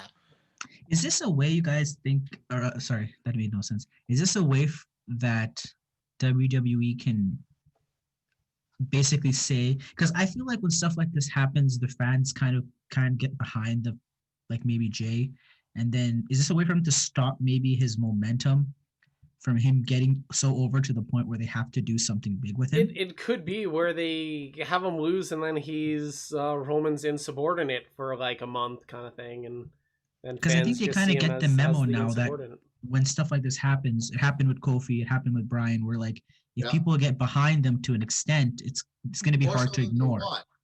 Yeah, and there's just, the problem is like, what is he either going to turn heel or is he going to be John Cena in the Nexus? Mm-hmm.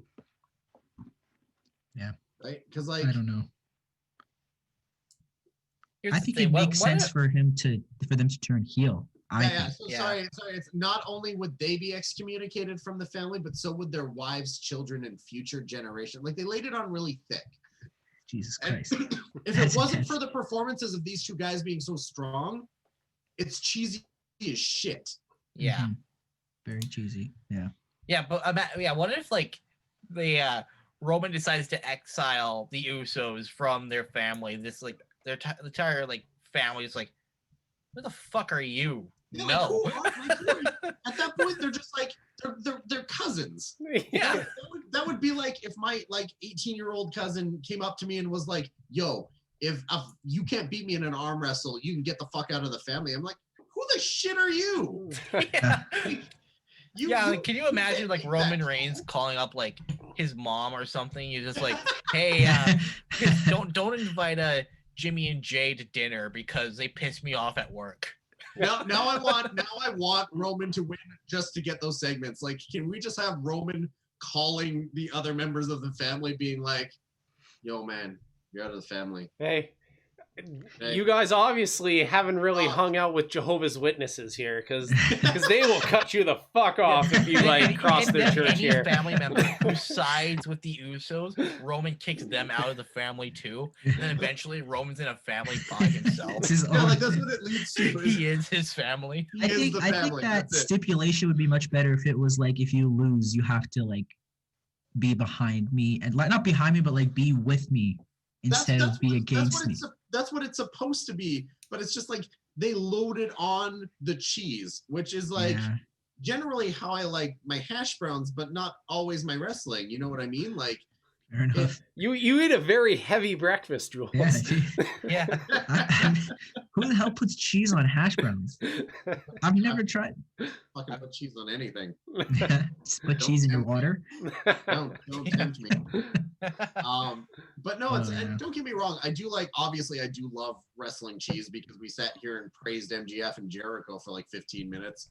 And these guys selling it, their performances sell it for me. But if like you take a step back from it and you realize it's like, okay, but why are we adding unnecessary layers to this? Like it's layers that don't need to be there to tell an effective story.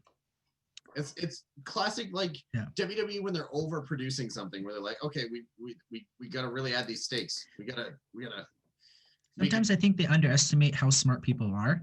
I think from that match that they had, the last match they had, people can know what the story is. You don't have to force a story on them to like almost like, oh, they don't understand. We have to make them understand how important this match is. Anybody who watched that match knows the stakes is high. Oh, Yeah. for Right? sure. See, Hell in a Cell in itself is enough to tell that story. But People I were still think regardless, they're going to make it a good match. I think they're going to find a way to do it.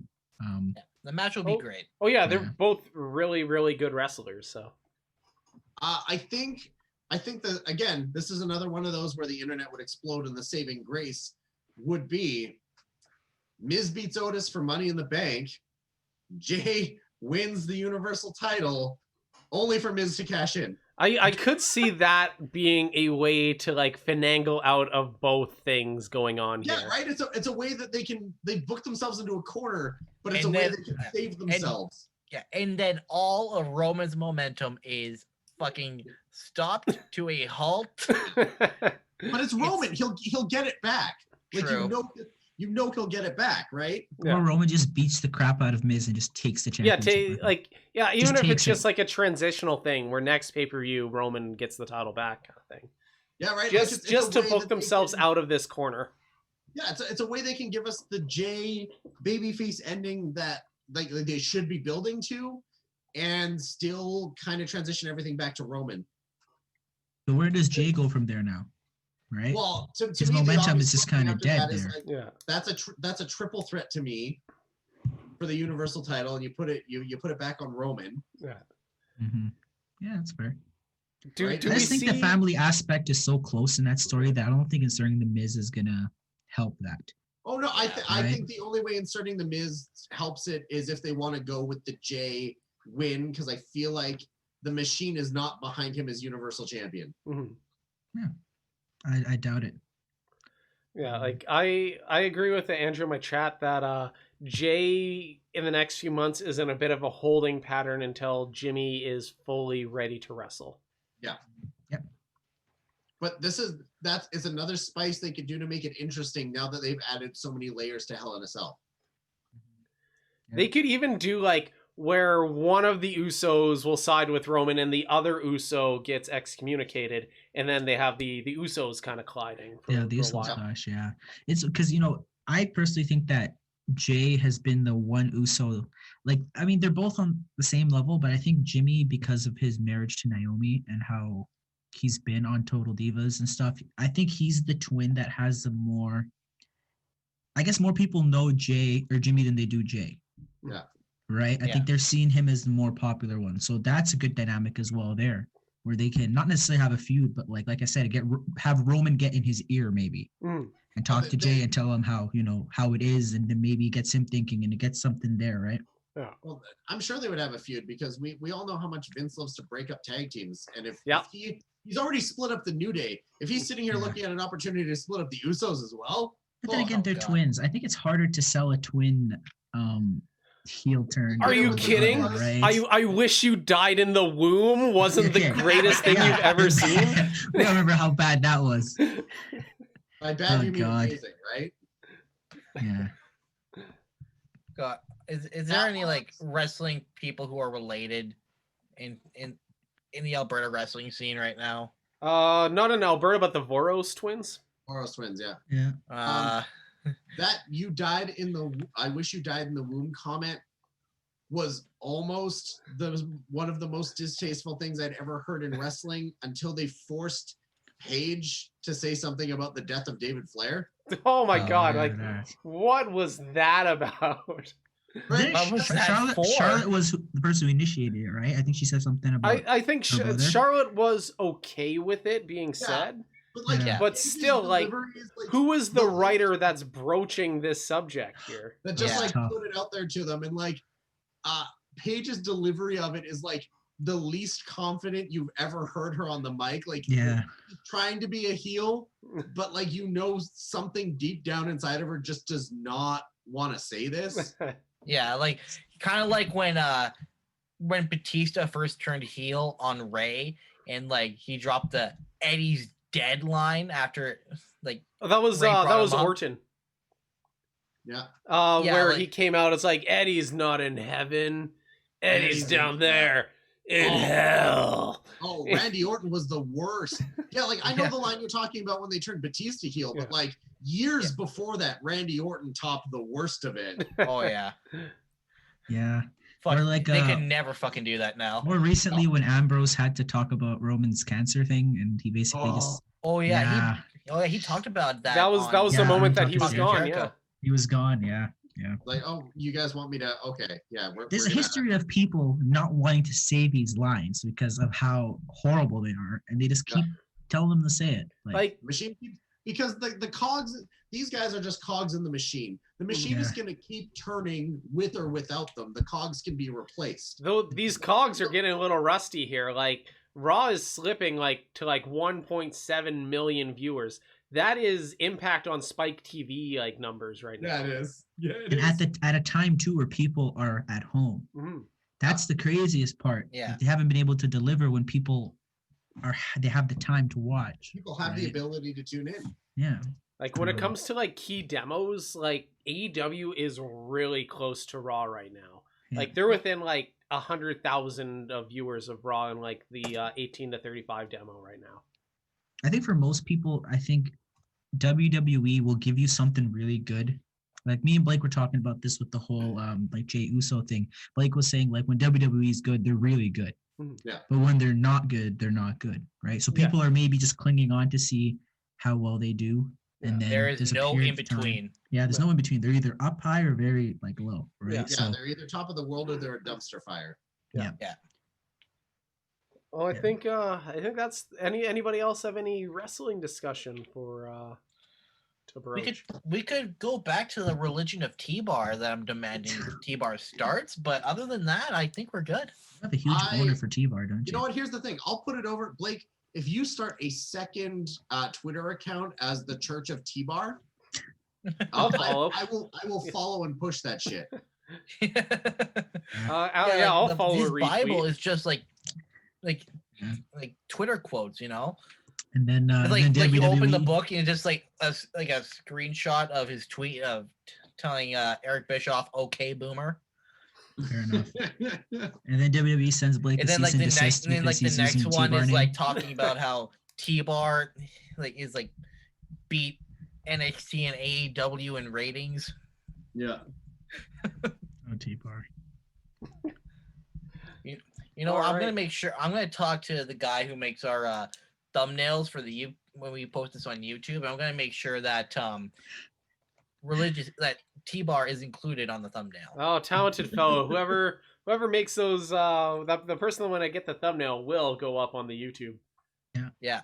And monetize it, Blake, so that you can get that cease and desist.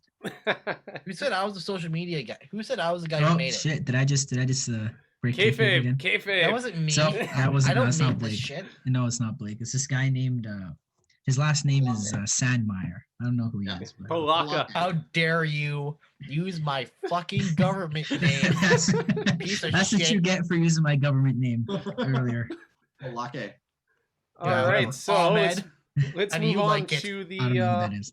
let's move on to the second half. I guess the second half really only is 10, 15 It's like minutes. 30 minutes. Yeah. The first half, Second quarter. the first half of the show is an hour and 36. The second half is about 10, 15 minutes. Yeah, right. Okay. It's just Fair enough. the fact that people stick around for us, I'm still legitimately blown away by the fact that we were the most downloaded on Backbreaker Media. I didn't know that. in a day. I literally day. did not know that. in a People day. don't tell me information, even though I've been signed now. And I'm Right? still not getting info. This is why I want to ride this wave of popularity, and I got to put this out here a second time because I just TY, want. TY, hold on. TY, you are the slapjack of the Dad Bod Pod. God damn it. At least I got signed. That's all that matters. Continue, Jay. um, Jules. All right, I'm the only one. I am Shut up, the Jared. only one standing here. We're all exposed now. Oh God. Ricky Two Belts. No, I really want the DBSP Monday Night Shaw crossover. This is not like a ratings war for us. It's like no. Let's bring it in. Let's make it fun. That's right. All right, Jay. No, FMK. my name is Balake, and I want to go to war. Terrible. Wait. So I have a Locke question. wants to I have go a, to I have war, a damn question. it. So we have Mitch Clark on next week, right? Yeah. Breaking news. So how is the format going to be? I'd imagine it's making him suffer through our incessant 2 Yeah. hours worth Is of shit. is Until Mitch he gonna finally sit here for an I don't hour? think he's and gonna 40 sit. Is I Mitch don't gonna think he's sit gonna here sit for here. an hour and 45 minutes and put up with our shit for an hour and 45 minutes? I think we should have a special section dedicated for him in the beginning, and then and then he he can can leave, fucking 'cause- bail here. because he's You not gotta going to make stay. people- you got to make people tune in. So I see like somewhere around the halfway point is where we bring in Mitch. Because you You know got what? I feel like Mitch. Okay, that's Mitch fair. is just gonna destroy my will to live, and then and just then leave. peace out. Yeah. Yeah. Peace out. Yeah. I'm not staying for this shit, and they just leave. All right, Is Blake gonna cry himself to Jules. sleep now? Yeah. All right, cool. I'm out. See ya. All right. All So right. we've been stalling about the second half. Let's do it. I can see Yeah, Jeremy's getting Jules, anxious. FMK. Do you have anything prepared FMK this today week? is FMK is one that I'm happy to bring to the table because back when we originally came up with this podcast and FMK was one of my original ideas, I made this page worth of notes of factions to. I like that factions we're to all do. like zooming in. To, we're trying to see There it. you go. It's all over the place. I We worked on still this Nice. can't read it. 2 years ago. 2 years ago. And the one I've drummed up today is no matter what, somebody's gonna feel bad because all three of the guys in this faction are like no longer with us. And you have to kill one of them. oh, double Oh. kill. Yeah. Overkill. I think I know. And wait, we have to Like, have stop sex in their with a grave? corpse? What the fuck, Jules? Right? Jules, Uh, are we promoting necrophilia at this point of the show? And necromancy. There we go. We're gonna get canceled. Just two Hey, episodes on we're not Backbreaker gonna Media, get and we're canceled. gone. It's been an hour and 40 minutes, and I still haven't made a rape joke. We're fine. Let's Stop. keep it for the next. I told you to watch that shit. All right, who do we got? Here's our trio. The trio is Camp Cornette, and this trio consists of Owen Hart, Davey Boy Smith, Yokozuna. How dare you? All right. This is I such love how bullshit.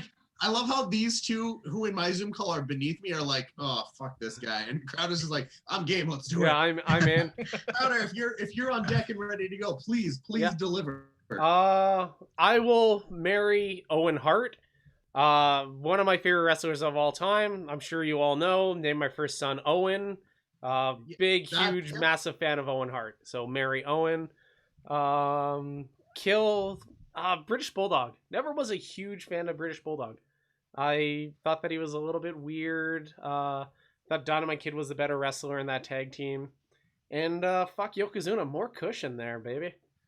More love. More to love.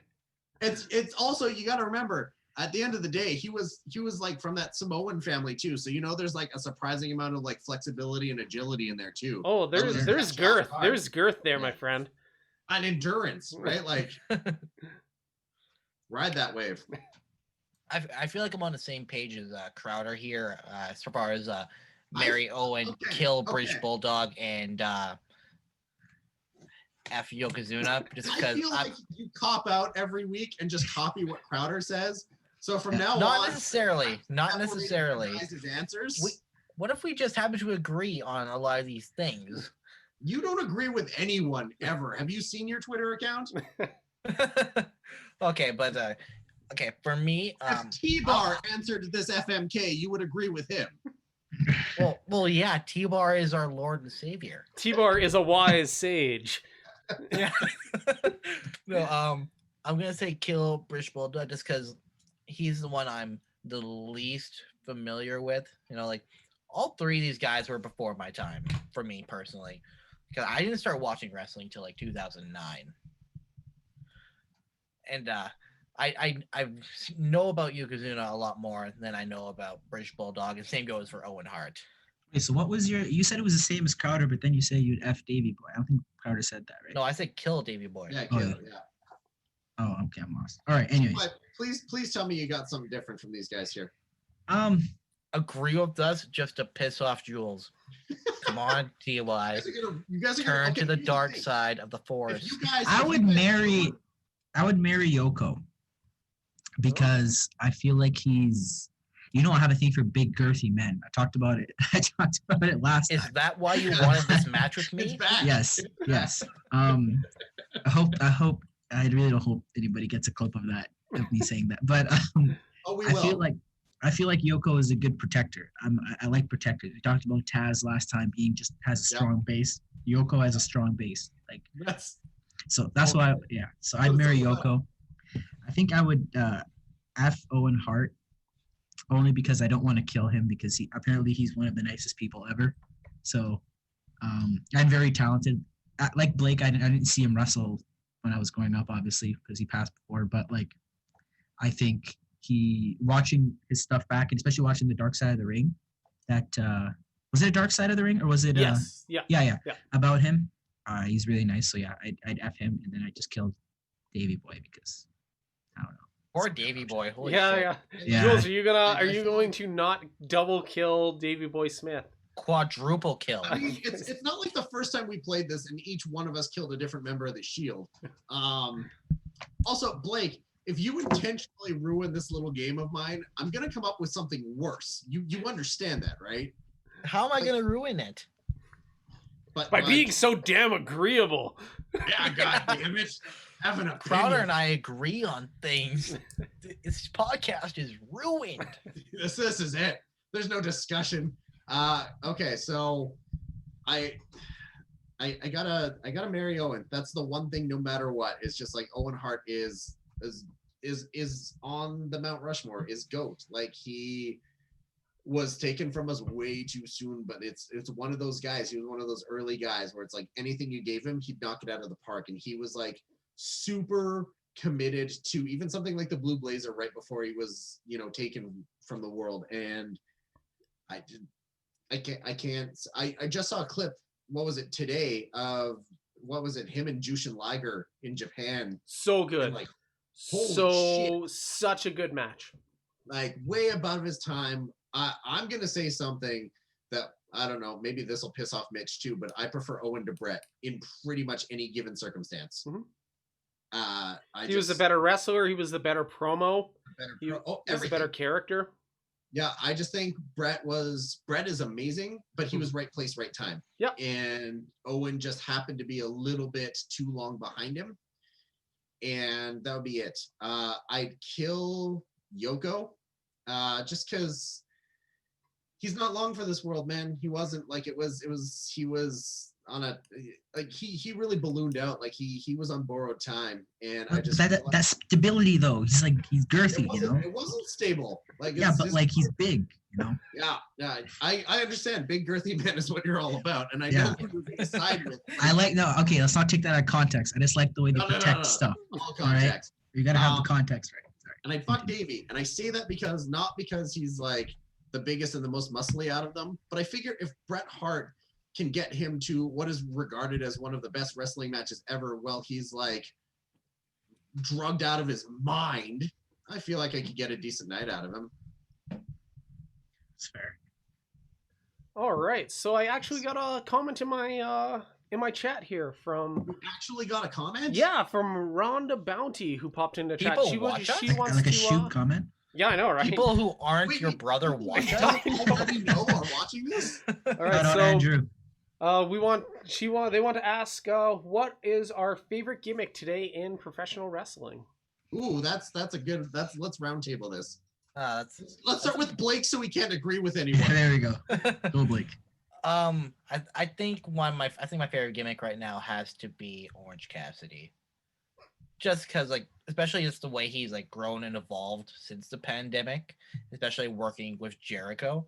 It's just been like watching him like adapt without the crowds. It's been fun to watch. I love top of the food chain Roman Reigns.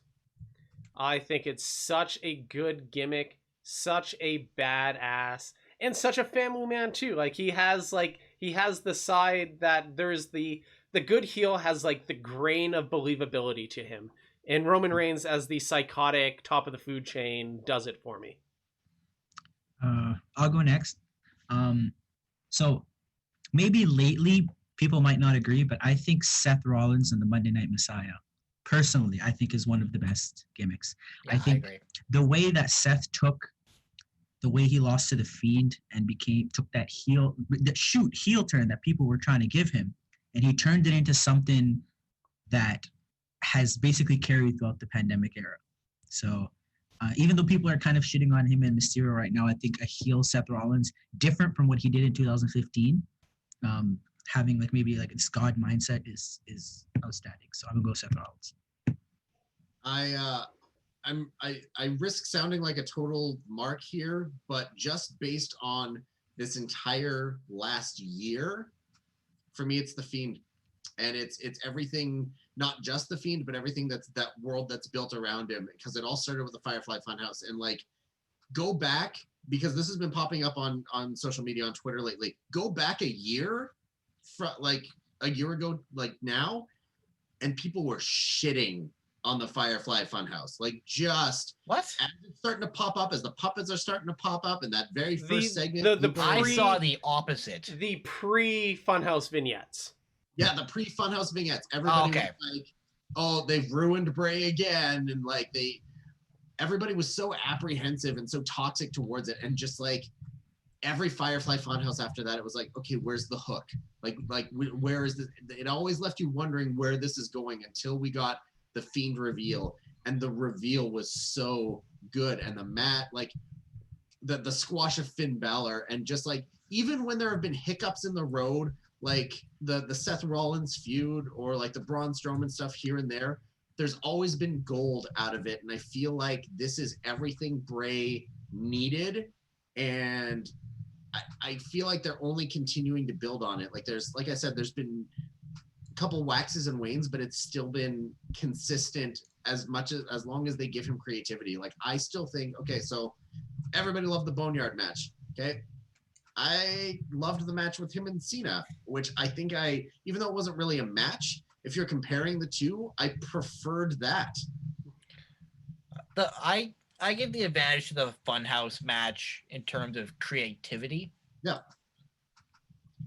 That and this is such good shit line. Oh my god! It came from You should have seen me when they dropped that line. Forever. Yeah. You have that forever.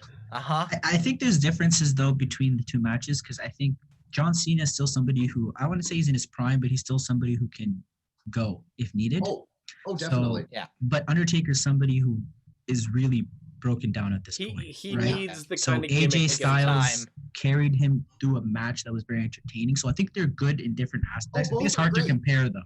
Right? Oh, I'm not even necessarily comparing them. I'm just straight, like, if I'm gonna go on the network and I only have enough time to watch one of them, I'm gonna watch Firefly Funhouse. Like, that's gonna be my first choice. That's fair. Can we do honorable mentions? Sure. And then the Boneyard match, and then the Boneyard match. The Boneyard match. Sure. Let's. What's your honorable mention? There, I have an honorable mention. The Hurt Business. Hurt Business. Oh yeah. I feel like the Hurt, and we've all talked about it. I think the Hurt Business has done amazing to elevate. Okay. Guys. I have a second. Yes. I have another honorable mention as well. Mustafa Ali. People can say what they want about the faction, but Mustafa Ali has done. I don't think anyone can really complain about what Mustafa Ali has done, like, since he's joined Retribution. It's not a gimmick, but real life Mustafa Ali, like Twitter Mustafa Ali, is one of my favorite people in the world. Yeah. Because I've gone the whole show somehow without kissing up to Impact. My honorable mention is Eric Young in his return to Impact. Just like pure psychopathic Eric Young. I love that he's doing like knee bars. That's pretty cool. Yeah. Right? Like, I just. Knee bar, that rhymes with my bar. Oh. I knew he was gonna do it. All right, so you can see it in my eyes. So we're nearing hour 2, so we should wrap this up and get to our main event segment of the night. The Hot Takes Championship time. Jules, you got a promo to cut here. Oh, are you making me go first as defending champ here? Yes. Okay. Since we are a week away from Halloween, I'm going to take a moment to say something that is going to piss a lot of people off. And I firmly believe that's going to lead in my favor and allow me to retain this right here. Because I prefer Rob Zombie's Halloween remakes to the originals. I can't comment. I've never watched. Never seen any of them. I've seen the new ones. I've never seen the old ones, so I have no comparison. I didn't know if it was going to have an effect on you guys, but I'm specifically talking to the internet. You're going to the Twitter audience here. You're talking to Mitch Clark again, because Mitch is he's a huge horror fan. I'm talking to the horror marks who are going to cut me down, and that's fine. But like, for me, yes, Halloween is like iconic 80s slasher, and like a cursed child who grows up, and like from what I understand, the way to remove the curse is to kill his whole family, which is why he's trying to kill his family. That's the motivation. And like, Jamie Lee Curtis is amazing, But like if you go back and watch those movies, it's like, okay, but yeah, he's just a big giant dude trying to murder his family. Like that's it. And sure, maybe the quality and the visual effects, the presentation, but like I appreciated, and very few people do, I appreciated the story that Rob Zombie was trying to tell, that instead of just some sort of mystical curse that happened out of nowhere. Because if you watch the beginning of the first Halloween, Michael Myers as a kid, just all of a sudden, just it happens with no rhyme or reason, and he just murders one of his family members and gets like taken away. They retell the beginning where it's like a psychosis, and he spends a chunk of the movie in a mental institution, and they're trying to rehabilitate him, they're trying to fix him, and he's not an unstoppable like mystical monster. He is a real human being with real issues. And they also star Malcolm McDowell, which can never go wrong for me. And yeah, a lot of people didn't like that approach, and I'm like, but I don't know, I like the semblance of trying to add some realism to the story, especially when you're trying to retell it in a modern era. Fair. Okay. But, Jules, Mitch Clark is going to vote for my hot take this week, not yours. Why is that? I'm intrigued. Okay, I'm going to go next. Blake thinks that Spider-Man is the best comic book movie of all time. Some people think The Dark Knight Some people think The Dark Knight is the best comic book movie of all time. Neither of those are true. The greatest comic book movie of all time is the 1990 Teenage Mutant Ninja Turtles. No comic book movie better. I've never watched the Ninja Turtles. So. You ignorant swine. You need to. It is on Netflix. I've never really been that into Ninja Turtles, so I don't even care enough to watch it. I'm sorry. Like you look like a Ninja Turtle. You might be right. You look like a bloated Ninja Turtle. I can't. Normally, when somebody drops a take, I try to sit here and debate it, but like fuck, man. Like Like I was just watching the Casey Jones Raphael fight just the other day, and the fucking Jose Canseco bat. Tell me you didn't pay money for this. It's still one of my favorite lines, like in like a fight scene.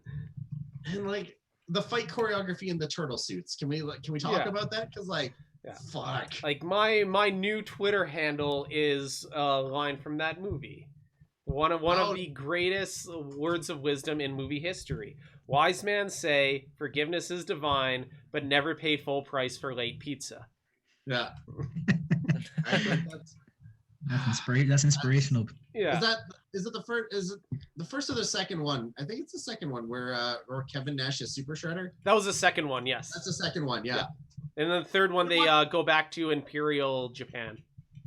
You know what? Even with the like weird time travel one in the third one, I would almost argue that is like the best comic book trilogy of films. It's good shit. It is. All right. Damn it. Who's next? I'll go. Like, I'll give you the honors. So, since I have a theme of agreeing with Crowder. Oh, god damn it. I'm going to take his hot take from a week or two ago one step further. Alcohol in general is fucking trash. All of it. Because no matter what, people always try to get me to drink alcohol, and all of it has like the worst fucking aftertaste I have ever tasted in my fucking life, and I fucking hate it. Have you tried like some of like the they make like alcoholic root beers that I don't feel have like the aftertaste of. Right. I mean, I'm saying this wearing a CM Punk shirt, so like, what's wrong with me here? I can agree with Blake because I don't drink, nor have I ever, so I can't really comment on it. So. I've two follow-ups because I've got some comments in the chats, and I think this was directed at you, their partner, where it was like Andrew pointed out in your chat, but he's like he feels like this is a lot like Moon Knight is better than Batman. Where it's like it's okay that one shot me in the foot, but it's okay. I've also got a follow-up hot take in the chat that says Secret of the Ooze is the superior TMNT movie. But going to Blake's, who's drinking the beer right now and loving it. Alcohol tastes like shit and gives you instant heartburn. Okay, so it looks like that's a very polarizing response in my chat right now. Like, going to Blake's point, like, I kind of agree. Like, I don't have much of a like palate for alcohol. Like, I didn't start drinking until I got married. Take into that as you will.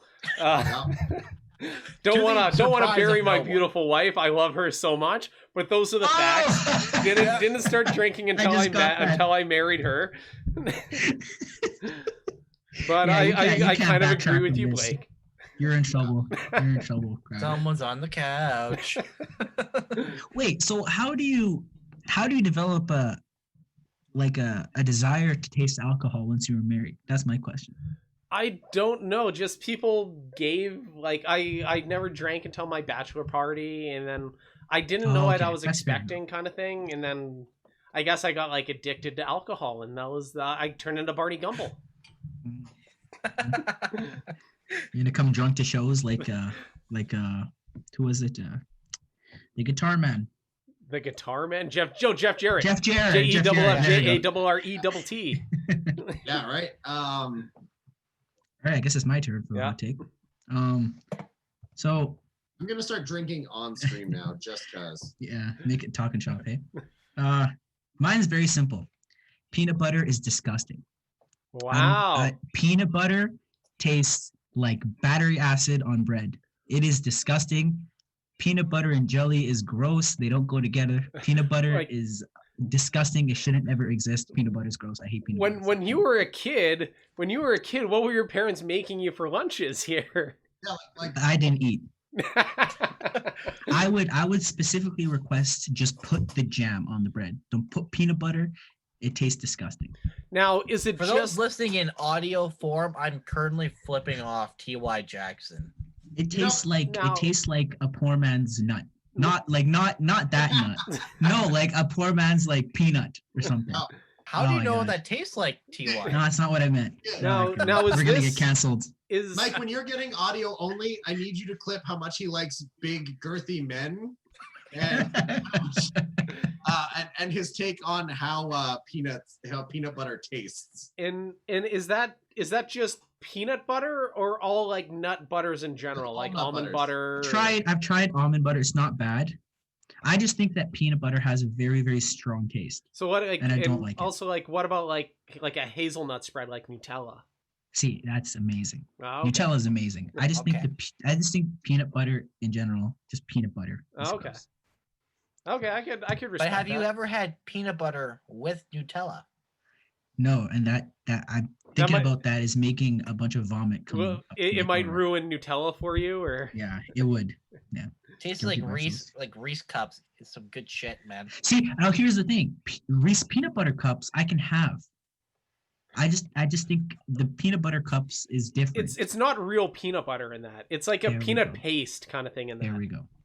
Fair enough. Yeah. Simulated peanut flavor. Yeah. Yeah. Well, I think that's all the stuff that's fit to print, I think is how the phrase goes. I don't know. So does anybody have anything they want to plug for the next 7 days here? Well, I just want to tell everybody to make sure you follow me and nobody else on this podcast. On Twitter, I'm at Blake Kannon. Instagram at Blake Kannon. On Twitch, I'm twitch.tv/TheBlakeKannon. And yeah, that's it. That is all. Oh, very good. Jules, I imagine you have something to plug for the next week here. I said that is all. I very much do. Also, Val is right, where Reese's are basically peanut butter and like powdered sugar in a Reese's cup. Which Delicious. That's it. Yeah, so the first thing that I very much need to plug is as you can see, I plan on continuing this, and welcome to the first of many weeks of Ricky Two Belts. Take it in, breathe it in. TY, I know you're not crying, but I feel your deep sadness across this Zoom call. I'm crying. Yeah, I can feel it, and it feels amazing. And please continue to weep tears of unfathomable sadness, because it pleases me. Well, but now, joke is on you because I'm crying on the inside all the time. He's like the Hulk. He's always depressed. Yeah. But now that that which belongs to Caesar has What a band they I know, were. right? Caesar, sponsor me. I need a new theme song. That being said, anybody in which I'm sure is very few of the viewers that are here, but anybody in the Edmonton St. Albert area tomorrow night is my official debut for Canadian Wrestling Elite, taking on the 7-foot giant Orion, which if anybody's ever been around him, please send me tips, because it's probably not going to be pretty. He's probably going to throw me around, and He's big. it's going to be a And great time. girthy. It's a really stacked card. I think it's going to be a really great show. Full COVID measures are in effect, so everybody make sure to bring your masks. Be sure to sit apart. Everything will be spaced. Yeah, just like that. Hand over the Yeah, mouth. That's spin- exactly yeah. it. Yeah. That's And have some exactly- chloroform there maybe as well. Right? Oh, chloroform. That's how I can beat him. But yes, please, anybody come check it out. Or as I'm, pimping it out on social media, just continue to put it out there. And I'm really excited because I've never worked for CWE before. So hopefully I'm breaking in on the ground floor of a promotion that is run out of my hometown, which in 10 years, I've never wrestled in front of my hometown, not in front of my family. I've been in the business for not even 3, and I've wrestled in my hometown. Your hometown doesn't count Your because it's hometown the twilight sucks. zone of wrestling. Your hometown's horrible. It's racist. It I is mean, it is a Hinton is the worst smelling town I have ever visited. The worst. That's why Blake looks like he came from Hinton. Like even if I Like, didn't know he was You're there, just I looking could at tell. me and you're like, yeah, he's from Hinton. I like how the 3 people who are shitting on a town that MPW goes to are 3 of our top baby faces. Hey, I Wet too. I am not a babyface in Hinton. Yeah, neither am I. Neither am I. I I'm a am baby healed face, in but Hinton. honestly, I There's don't just care. something about the smell of the Rocky Mountains that makes you guys angry. And the It cigarettes. smells like cabbage. It is bizarre. I hate it. Smells like I also spits and never dog shat shit. on it. I just said it's the twilight zone of wrestling, which it really is. I'll Yeah, shit on I- Hinton. Yeah, I remember when I was in junior high, we had a kid move from Hinton and join our class, and he said, "Yeah, Hinton's not a very nice place anymore. It kind of smells like weed." It does. Yeah. Oh, no, it doesn't. Weed smells nice. I mean, no, uh, it doesn't. Weed smells fucking. That's a hot take for another round, boys. All right, fucking- T.Y. Um, Jackson, what have you got going on in the next 8 days here? You're coming to CWE tomorrow night, right? That's what you're doing? I mean, I'm going to avoid it in spite of you. yeah, now. we're not gonna go. Yeah, in spite of you. We'll leave as soon as you come out for your yeah, match. yeah. And When's we'll your match? come back in when it's over. When it's over. Yeah. No, I have nothing personally going on. Yeah, I don't really do anything. You can follow me on. Just search my name up somewhere and you'll find it. That's it. Is there anything like you're watching right now? Anything you'd recommend? Anything that like I don't know? No. Give the people something. God damn it. You can watch. Well, I mean, you can check out the MPW YouTube channel. Just dropping some hot content there. Hot. Yeah, hot content. But Hot yeah, wrestling. hot wrestling content. WA. Yeah. Other than that, no. All right, Gonna and finish my tea very and then nice. go to bed. All right, gonna- and as for myself, I am living that T.Y. Jackson life where I got nothing coming up in the next 8 days. Might be playing some Mario 35. Hopefully get that stream get up and going again. I'm super inconsistent about that, but I will be here back on the award-winning, critically acclaimed, none of those things are true, Dad Bod Squad next week. I appreciate everybody that came in, everybody that commented, anybody that followed, anybody that supports us, anybody that downloads the audio, downloads the YouTube, everybody. Love you all. Have yourselves a great night, everybody.